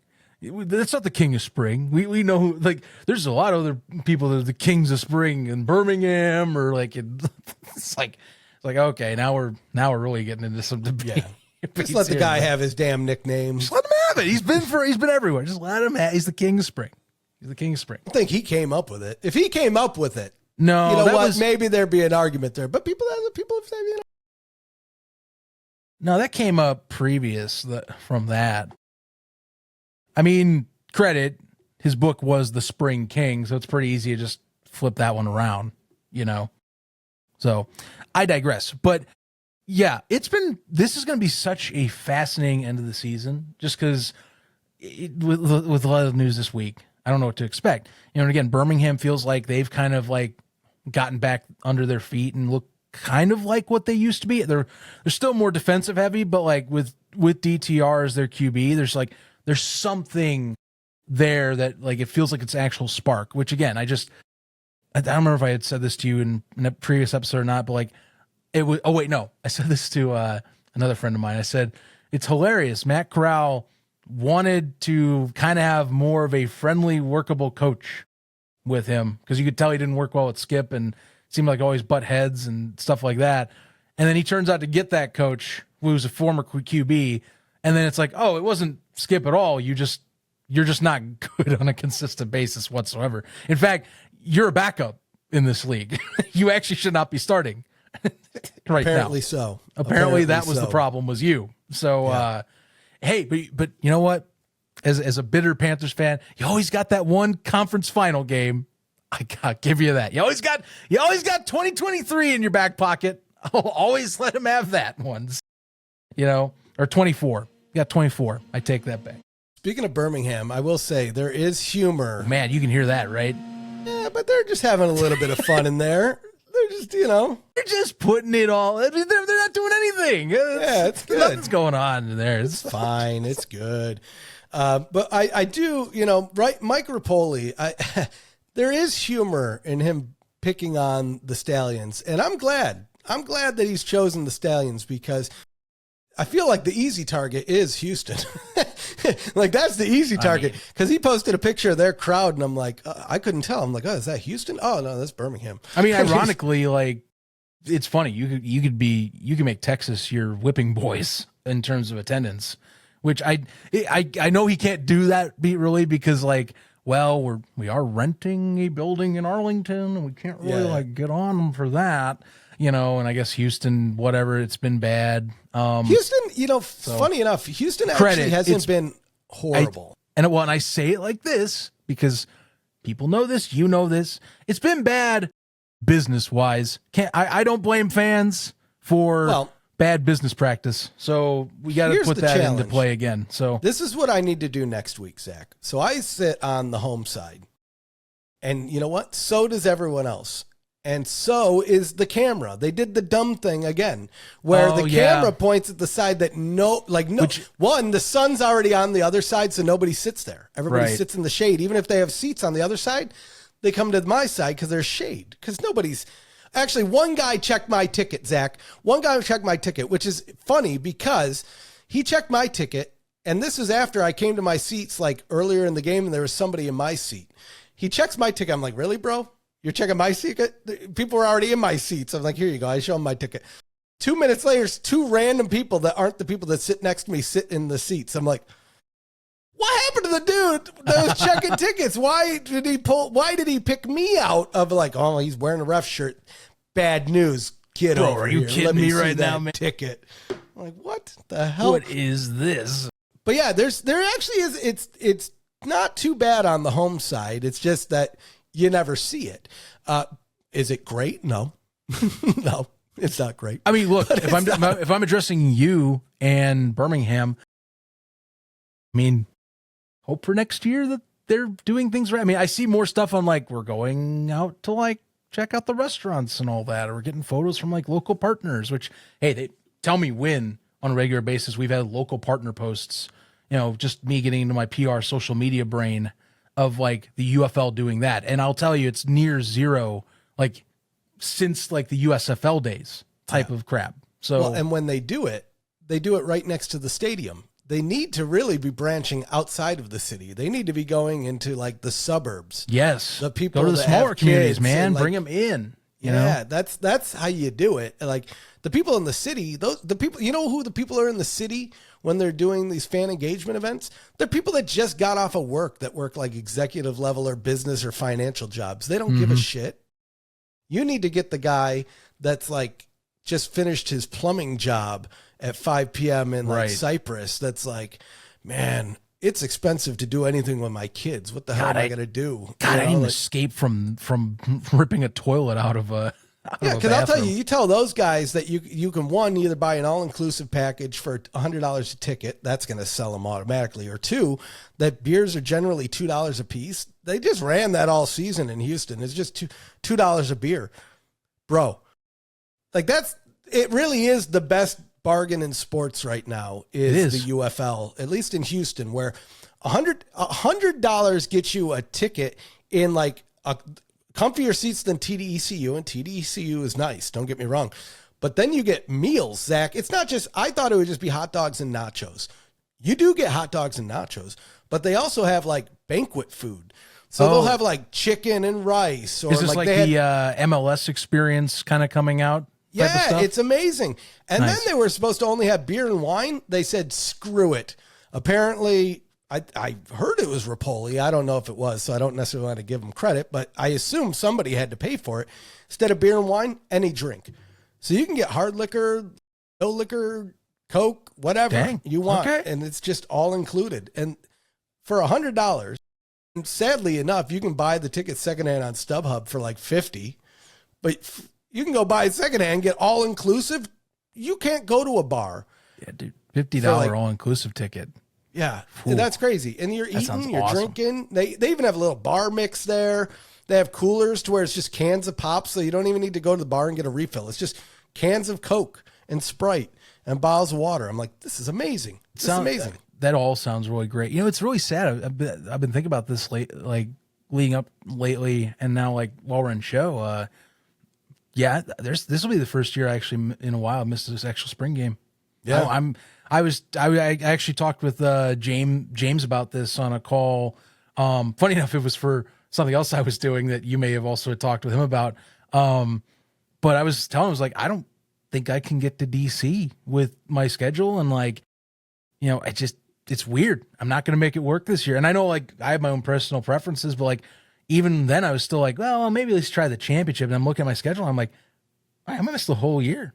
Like the first time since 2022 that I've missed any game ever for a spring game, which is just, I don't know. I mean, we'll see how it goes. I still am rooting, like it's the thing, but like, it's weird because it's not like in the same, like I got to get there. Yeah, again, no, I know what you mean. Know? Well, I'm probably not going out to DC this year either. Same thing though. Schedule. I got bigger problems. I got to figure out why I don't have feeling in my arm. Yeah, that is. You know what I mean? I think that supersedes the football. You know, just a tad. And so I want to go to I really want to go to DC too. It's a shame because this would be the time to go to DC because it's America 250. So you know, like the Smithsonian's going to be like doing it up, and they got everything's all set up and ready to like go for the 4th of July. Like this would be the year like to go. And it's a shame that we got stuck with St. Louis 2 years in a row instead of like, although the trip we did last year was amazing. The only way I would do it this year is by driving because that was fun. But I really don't even have the time. And when I have the time, I just need to figure out like what's going on with my arm.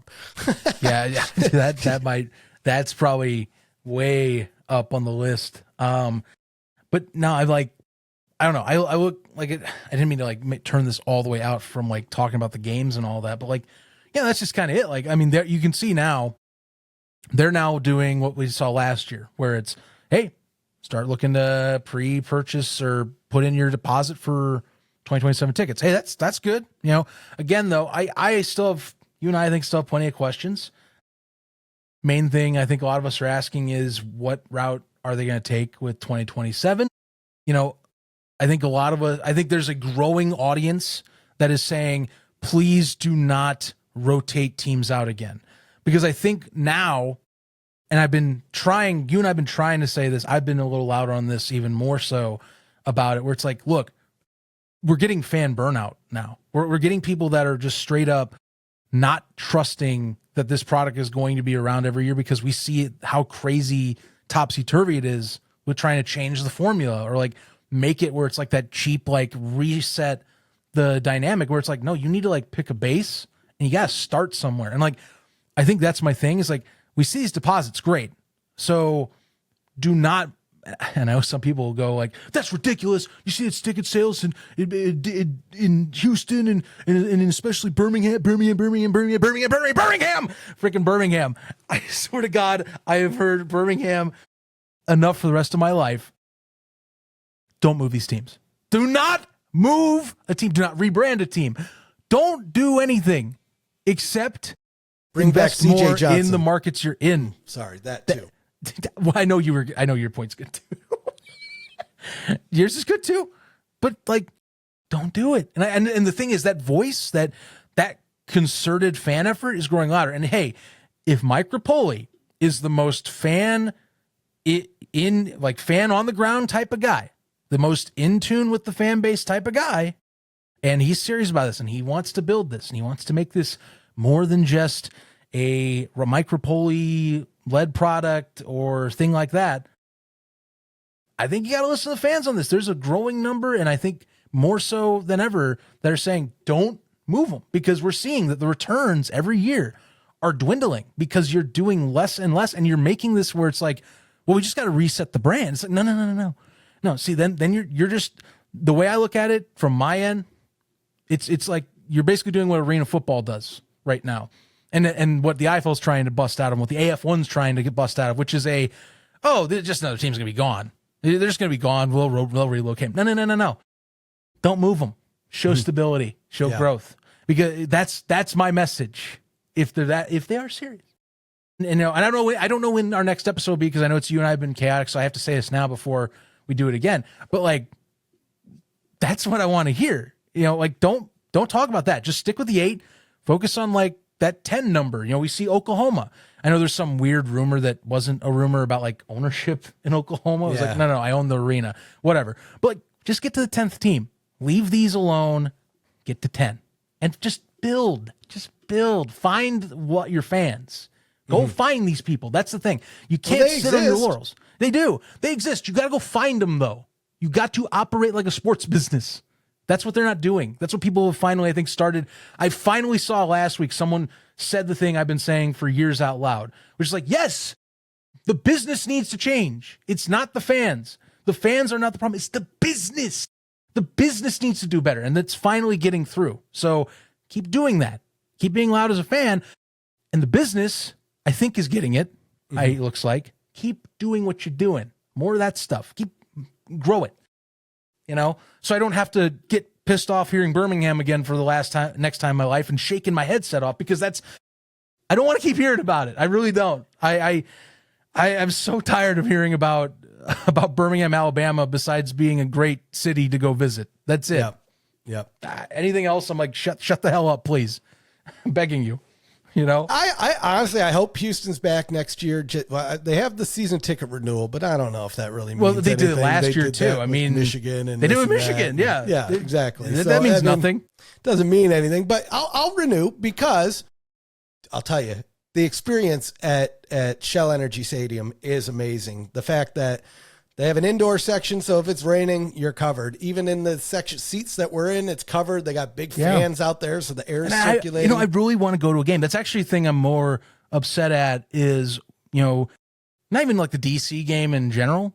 I didn't go to a game with you this year, which is just like itself also like almost blasphemous that I could not find time. We still got a couple days. Just ditch your parents. Just come out. I know. Just ditch going home. Just put it off. Hell, my folks, and hope you're not listening. Maybe you are. I don't know. I had my call with them on the ride home about like talking about Thanksgiving and Christmas this year. And my folks, they'll side tangent. They do like a Thanksgiving, usually at a different city, with like my aunt, uncle, my grandmother, and my brother goes. And I go every other year.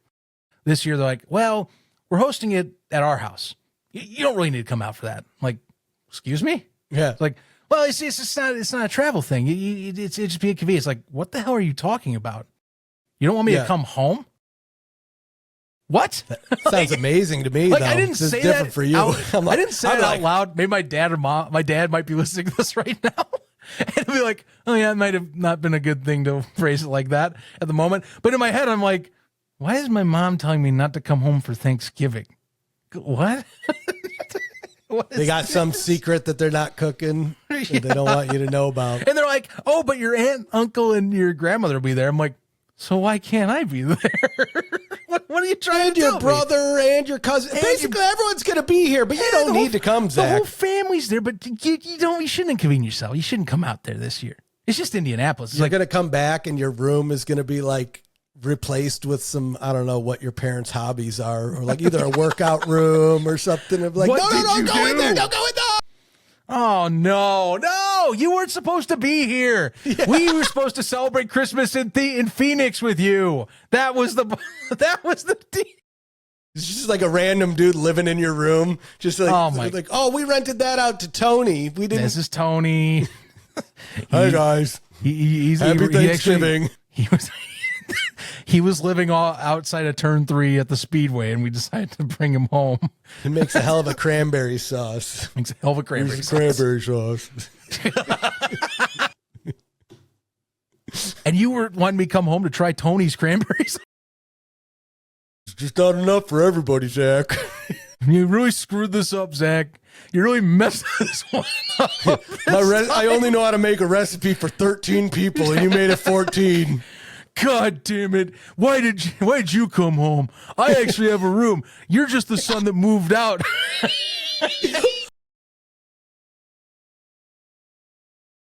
Oh, that's so funny. I knew they were right about you being a deadbeat. Like, what the fuck?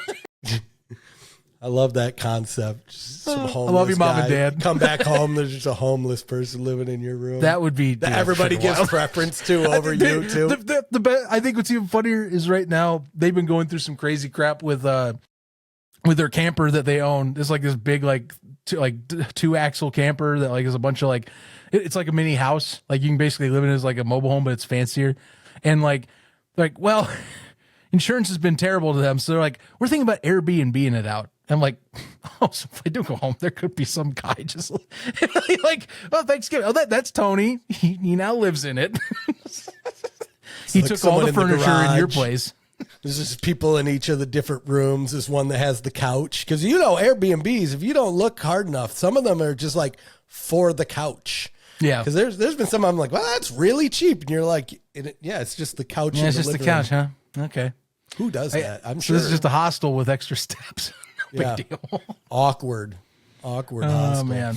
Anyway. Look, and here's the thing. Like, I found some great ones. I know the weird tangent again, but like, there's one I really love in Chicago. That's like, and there's a few of these like this, and you've seen them probably too, where it's like, yeah, you get the room and there's like a shared kitchen or something like that. And I don't mind those. Like hell, like I was living like a king. Year and a half ago when I went and visited Chicago, like over on like kind of like the northeast side, just had a room and like, was chilling, watching Roku at the end of the night. Just like, oh yeah, gas station down the street. Yeah, that's awesome. Go walk over there. I had a little like Irish pub across the street place. I'm like, oh, I can go stop in for a beer. Next day, go and just leave for the city. Stuff like that. That's perfect. So yeah, that's not too bad. Yeah. So you're going back to Indy. You're doing the Indy 500. Is that right? You do that every year, right? Yeah. Well, started last year, but to give you the gist, my dad more so has like history with the track than even me. He, as far back as I can remember, I think like elementary school or so, they have a thing called the yellow shirts. If you ever watch the broadcast, and for anyone that listens to this episode before the race, look for like the security guards in the stands and the turns that have like nice like yellow like yield light style shirts. They're called the yellow shirts. I know it's a generic name, but basically they're a part-time security force that gets hired on for the weekends of the Brickyard and the Indy 500, maybe the GP as well, or other extra stuff.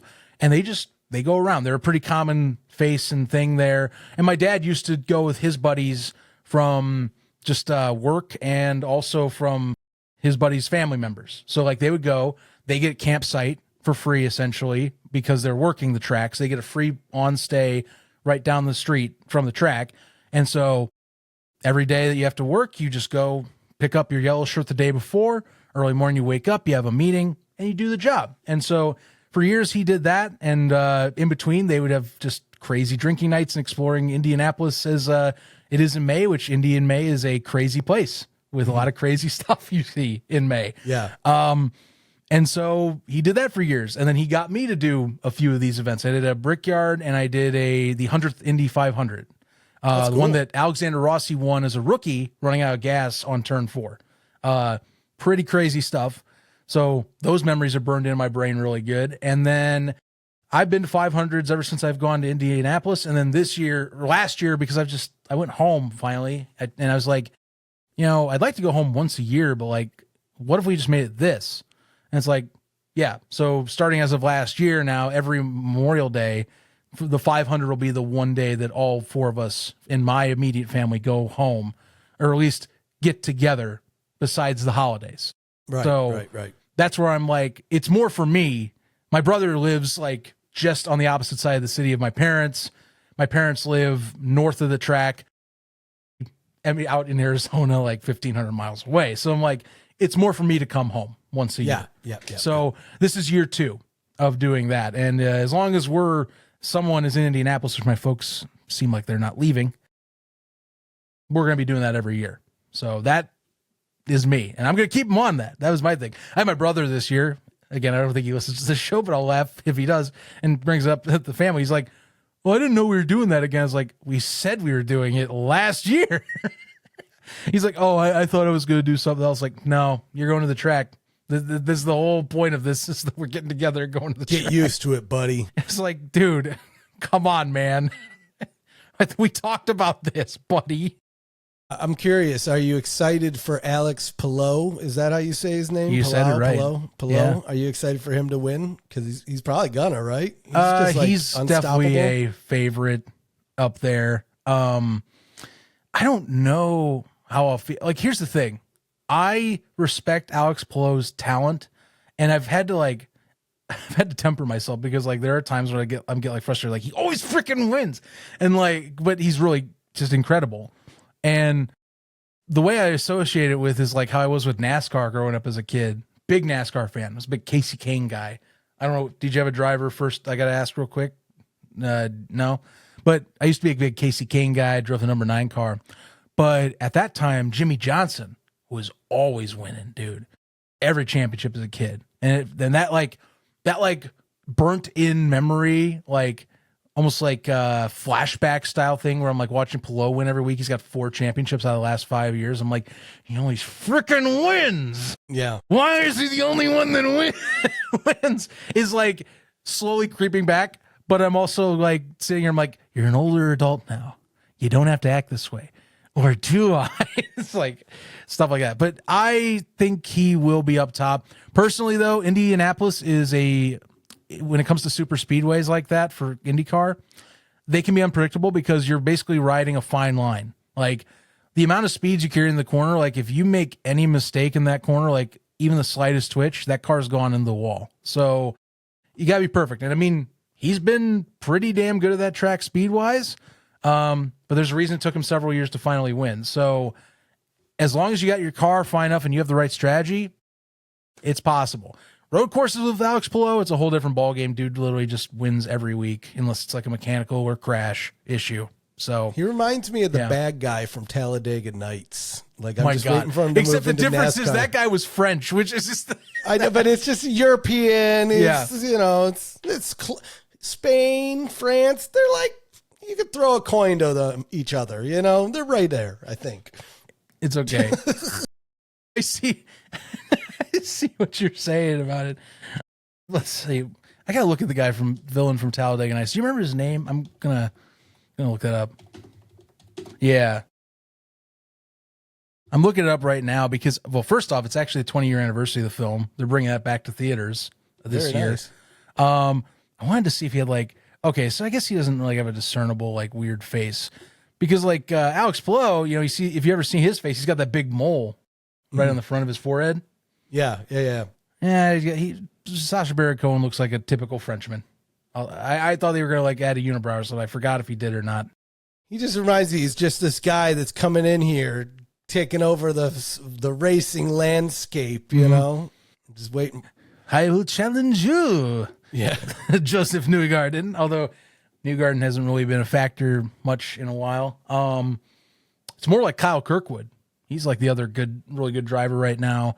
Although Newgarden's good at this track. He won up until last year. He won back-to-back 500s. So I don't count him out. He just didn't qualify well. I really like Felix Rosenqvist as well. Credit. Felix Rosenqvist is more so like, if I had to equate it in terms of finishes, he's like the freaking Chick Hicks from Cars, where it's like, I always finish runner-up. Like, the last 2 years, like, Rosenqvist finishes second to Palou at several tracks, including Long Beach, the last race I went to, where he was leading the majority of the laps and then basically one pit stop where, and credit, they have a credible team. You spend more money on pit stops, you're usually going to win. But like, it's him and Palou first and second. They have one pit stop. Palou beats him in the pits. Game over. Like the race was basically done after that. Like they had 20 laps to go. I'm sitting next to guys who've been to like the last 20 plus of these and like did a similar like volunteer security position like my dad had been doing at Indy. because Long Beach is like kind of like that historical second track for Indianapolis for the IndyCar. And he's like, oh, they're done. I'm like, yeah, this feels like and he's gone. And like we just watched for 20 laps as Palou like put 5+ seconds on Rosenquist, who I was like, I wanted Rosenquist to win. He's always finishing second place. Give him his attaboy, you know? So I'm curious, Zach, is there like an equivalent to juicing in racing? Like, do they, well, I'm saying like, you know, in hand-to-hand combat, you would like take roids to be like, I'm going to kill you. Sure. Whereas like in a car, I don't know, could you put like some additive in your gasoline to give you an edge? Or like, is there sneaky stuff that they get caught doing? Yeah, no, dude, racing's history is like full of cheating or fine line tuning, like what can and can't work. So that's not at all regular. Actually, hell, last year Penske drivers got caught cheating during qualifying at Indy because they had changed a part back on like on the wing. It was some sort of like alteration that all 3 Penske drivers had, where it was such a big scandal that all the drivers were put to the back of the field to start the race, which there's 33 cars in the field. So, and luckily they only had one team bump, because otherwise you would have been, for qualifying, you can like, doesn't matter who you are, you can lose your spot if you're slow. So like, you're not guaranteed a spot at the 500. But also what happened was they actually fired like a large chunk of like Penske's like their like racing manager essentially got fired immediately. And then IndyCar responded with, we have to make like an actual independent like review board now. It was like a severe issue in the sport last year. So there's a lot of tuning type of stuff that happens in IndyCar. But that's like the story of racing in general. NASCAR has way more stories like that. I would imagine NASCAR is some really funny. Yeah, I want you to look up a guy, and I'm going to bring up this guy's name and double check I spell it right. Yes. Look up the stories of a man by the name of Smokey Yunick. He's considered the most notorious rule flexor / cheater in NASCAR history. Okay. All right. Good. Now I got something to do this weekend here. Yeah, some good, like, that would be a great conversation for next time if you're doing a little racing research. His whole thing, he engineered cars, is what he was mostly famous for. And so he would like flex rules or like try and like test rule book items every chance he could in the 60s. I love it. Yeah, dude was like absolutely a mastermind at like altering cars or like doing tricks on cars. Or even on NASCAR. In IndyCar too. Actually, I just realized I forgot he was in IndyCar, and I'm looking through some of this write-up on him, and he was in IndyCar as well. So just general racing aficionado. Yeah, sign him up. Well, good. Yeah, well, Alex Palou, something's up. This dude's winning too much here. He's so fast that there are people now, like there is a contingent of the audience that's like, man, there's got to be something with that car that they're doing. There's no way every race he's like a half second faster than the competition, which, like, for those that don't know racing, half a second on lap time is a bonkers number to be that faster than the rest of the field. That is crazy to have an average speed half a second faster than anybody out there. And that's what, I mean, by qualifying, he basically did that. Like, he was running an average speed of like 232.5 miles an hour every qualifying sesh. Whereas like some of those guys were keeping up. And then the last one, he magically runs like the best lap of the day, 232.8. Credit. Yeah. Okay. You get down the track, whatever track changes. But then everyone else like just drops off over a half second. And it's like, how are you finding that speed, man? Right. What are you doing different in that box? You know? Sneaky. It's magical stuff right now. Europeans are up to no good. I can sense it. Spanish. I can just feel it in my bones. Yeah, I don't know, man. Well, good. I hope you enjoy the race. I hope you enjoy spending time with the family. In typical Texas form, it's anytime there's a holiday that you want to spend outside, it has to rain. So I don't know if you could hear it earlier, but there was a hell of a storm going on outside. No. Now it's just gray. I took off, Thursday, Friday, because Monday's coming up. I'm thinking, okay, with that large span of days, I'll be able to get into the pool. No, it started raining yesterday. It knew. And we have storms all the way through. It looks like we might have a window tomorrow between like noon and 4 that it's going to be like 86 and partly sunny. So I'm like, okay, that's my boom. And so I'll just jump on the golf cart, get out there while I can, enjoy. Because I need to like just get out of this room. Dude. I need to stretch. You got to get out of there. I need a Corona with a lime. Absolutely. Hey, take some R&R. Yeah. You know, and I say this to you off camera, you know, take some R&R. You definitely should do We're it. getting there. You growing anything for Memorial Day? Oh, grilling. Yeah, grilling. I thought you said, am I growing anything? I'm like, oh, hey, Mother's Not Day, yet. my mom usually plants flowers on Mother's Day. It's like her tradition. oh yeah, flowers. So, yeah, planting flowers. That's it. Grilling. Actually, funny that you bring it up. We just picked up, this is real fancy stuff here at Casa de Ref. We picked up some Nathan's Franks. Why am I talking Nathan's Franks? Oh. Nathan's Franks. We're making the fanciest chili dog, Zach. So we got Nathan's Franks with brioche buns. But the only reason I actually bring this up is there's a funny story with it. Is I was on the phone. Remember I told you earlier, my wife's at the store. Yes. I'm going to wait for her to get back so I can unload the car, blah, blah, blah, blah. So I'm on the phone with her, and she's looking at the chili, and I'm like, I can't remember which brand do we get. Do we get Hormel or Wolf brand chili? She's like, Hormel. You don't want to get Wolf. Hormel is the one you want. Blah, blah, blah, blah. Hormel. Whoa, pause. Hank Hill would be breaking down your house door right now if you said Wolf brand chili. Sorry, Peggy would. Both of them would, actually, because that's what she uses for her famous Fritos pie. Well, turns out she gets home after making this whole thing about why would you even ask me that? The answer is Hormel.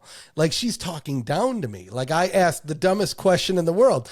And so she gets home and I'm unloading the bags. I'm like, I thought you said Hormel is the chili to get. And she's like, yeah. I was like, well, why'd you get Wolf brand? Oh, my God. Chili. Oh, my God. She got 2 cans of it. So, you know what? We're going to find out. So we got some of that. I got some sausages. We got some chicken. So somewhere, I don't know, we'll either do fajitas or we'll do some like, chicken's so versatile because you can either do chicken, you can do Indian food, you can do a million different things. So many options with chicken. So we have a few options there, but definitely dogs. I'm going to be grilling up some dogs this weekend, slapping some chili on some of them, maybe not all of them. And then the sausages. I love me a good like smoked hot Italian sausage. Ooh, Zach, speaking of which, there is, next time you come out here, I found the meat market of all meat markets out here. It's like a local place. All the stuff there is from like the local butcher, like the local farm. So it's like, it's not shipped in from even North Texas. It's shipped in from like maybe a couple miles down the road. You know what I mean? It's not, and funny enough, it's actually not too expensive. Like, it's more expensive than the grocery store, which it should be. But bro, they got, every day the selection kind of changes, but like when it comes to sausages, they had like 10 different kinds of like, what's the right word for it? What do they call boutique? It's like boutique meats. And so they'll have like, they had one that was called Cajun butter. And so it was like Cajun seasoning and butter and all sorts of stuff just jammed into a sausage. They had a mac and cheese sausage. Oh my mouth is starting to water now. But then they have like stuffed chicken breast, stuffed pork chops. Just, they have their like the homemade hamburger buns, like the jalapeno cheddar ones. So you can get like the burgers there that are just gnarly and then go get like the legit bun. We gotta go there. Like, that's my new spot. And they have like happy hour too, to where like every day, like a local butcher having a happy hour. Yep. So on Thursdays, like between 4 and 7, you can get the stuffed pork chops for like 30% off. And like every day has its own thing. So I'm like, okay, this is actually amazing. That's something. So I'll probably honestly stop there at some point tomorrow and just find something, probably burgers, because I think I have everything but burgers here, but something. I'm ready. I don't want to dive into it too much, but because we're at like over 2 hours here. But my other plan this weekend is about 3 weeks ago, I've started playing Red Dead Redemption 1 for the first time. We couldn't leave the episode without this because I I still am Man. shocked you have never played one of these games. What Like, a great game. Classics. These are classics, man. And I'll tell you this, because I got it on the Switch 2. They have a Switch 2 version of the game. It was on sale for like $20. I'm like, you know what? I have it on like the PS3, and it was one of these things where I just never really got around to playing. It's the curse of owning too many games. You have all the games, Right. but you don't have enough time to play The back them. catalog becomes a homunculus, if I want to be variety of my words.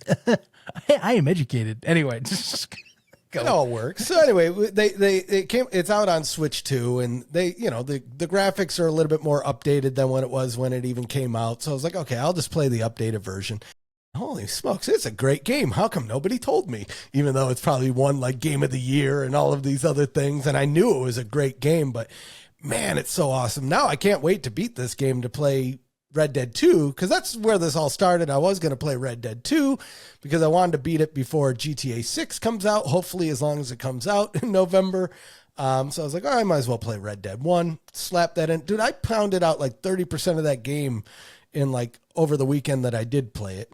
So I'm hoping to finish that out this weekend, because the next thing that's on my docket here that I have to play is they have a new Lego Batman game. Yes. It technically comes out tomorrow. If you buy the deluxe version, you can play it now. Although I'm not going to go throw down $100 on a game that I'm honestly probably not going to be able to play until after tomorrow anyway. But my goal is here is to beat Red Dead 1 so I can then go buy that game. And then, because Lego games are easy. I could honestly, the Lego game I could probably beat in a day if I dedicated some time to it. But the great thing about Lego games is they have such good replayability factor in there, is to where like a lot of the levels in a Lego game, you can only unlock so much the first time through. You have to go unlock other costumes or other minifigures to then go back to that level to get to the other sections. I really enjoy that because it's like, I don't know, there's an incentive to 100% the game. And I've 100%ed a whole bunch of those Lego games, like Lego Jurassic Park. Oh, it's amazing. Lego Star Wars, Lego Indiana Jones. Dude, that was like my first one that I played. It was so damn good. All of those like Lego-esque based ones, like Traveler's Tales, like stuff like that. Ooh, it's good stuff. Yeah. It's good childhood memories right there. So that's my weekend. So we might get rain most of the days, but I got Red Dead, potentially Lego video game. We got the last Houston home game, which I'm going to be there. I'm ready. We just need a win. We don't even need a win. All we need is a Stallions loss this week, and we don't even need to win this week. But yeah, well, I was going to say, shoot, if you win, you feed into possibly the Stallions clinching, which is the hardest one to look at. But like, they'd have to be the only winners of the week. Yeah, but you would help them essentially if that did happen. Yeah, we just it really all comes down to we need to beat the Stallions in the final week of the season. That's the cleanest path there. As long as we do that, I believe we're in. I think any tiebreaker would send us in because we beat the Stallions twice. Right. Anyway, well, we'll figure that out. I'm sure they'll find some way to screw us over. I hate to do this at the end of the episode because I know we're over, but it's we're talking racing. I just kind of got thrown off by this. Kyle Busch passed away today. What? Yeah. No way. Did I tell you my wife knew him when they were I had younger? to verify that. No, he passed away from illness. Is it because his wife is a foreign spy? Did you hear about that? Whoa, wait a minute. What? They had a pause on that. It's one of the Bush brothers. They were going through a divorce like last year. They were accused. Well, then Kurt's wife killed him, man. So that's Kurt's whole thing is, dude, check it out. It's wild. Either he's crazy or I don't know what the deal is, but he's throwing out accusations that she's a foreign spy that was like trying to kill like world leaders and things like that.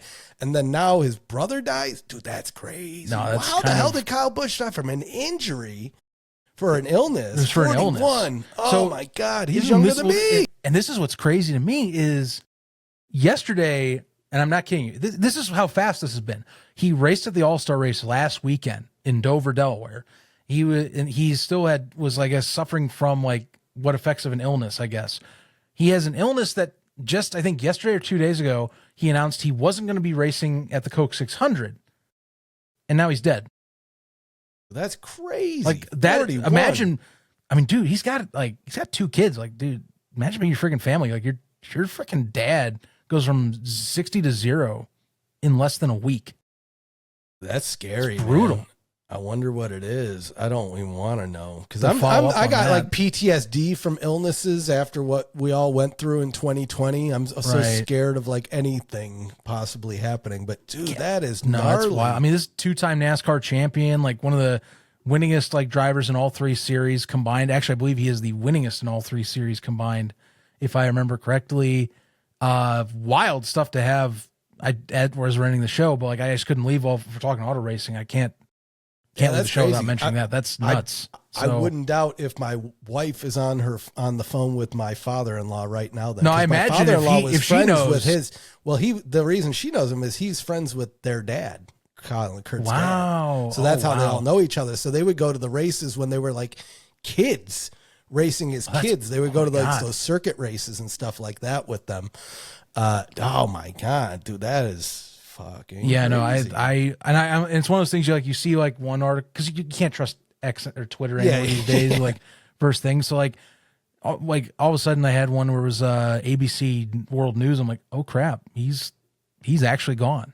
Like there's a NASCAR post about him now passing away. Like he's not with it. That's weird. Like he was about to retire. Like he was maybe a year, like one of these next coming years about to retire, and his kid is currently getting ready to like in a few years jump to that next level. Like his kid's like in his early teens right now, doing like short like midget car track racing. So well, this definitely changed every racing broadcast this weekend. There's rooms in every network that's either airing the Coca-Cola 600 or even the Indy race, even though he's not going to be in it. They're going to have some type of package to them, or to him rather.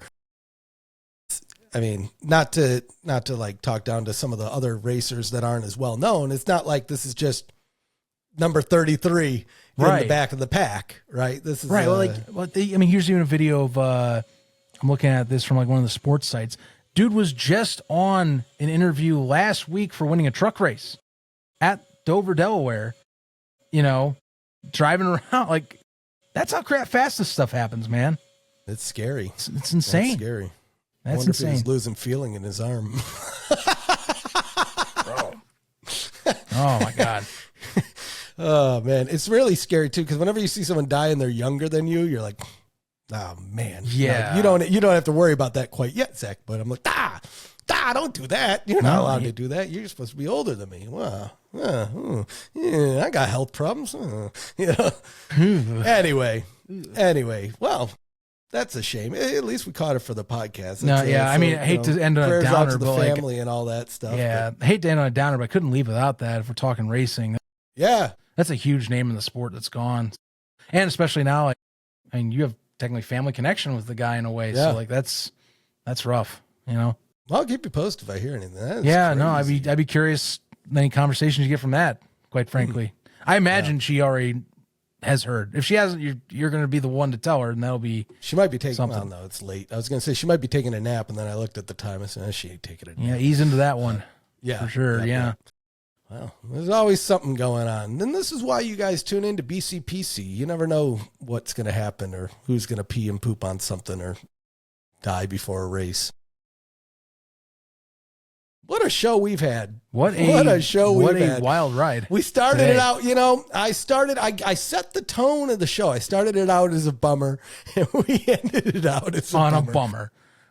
But this is why you all should hit the button, click the bell. It builds morale. And let's build that morale back up. Let's just build it back up, please. You never know what you're going to hear on the Boys Club podcast. And I got so many funny stories to tell about when I still Tempe and when I moved to Arizona that, we got plenty more episodes just to get us through on that alone. Yeah. And then as I play these games, we'll keep you updated. And somehow, Zach, I'm gonna convince you to come on this 9-day cruise with us in November of 2027.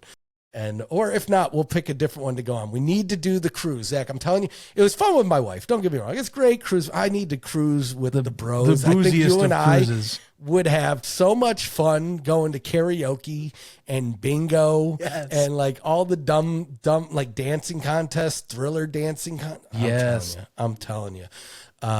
Any other thoughts though before we head into this Memorial weekend? All I'll say is, hopefully it's not as long as last time we're away from the mic. Yeah. Yeah. I think we'll be good. At minimum, we should, maybe we do like a live stream for good old sake for honestly, for the championship, we should say this. We should bring this up as like we've been thinking about this when we were on it and like with it, and not distracted from life.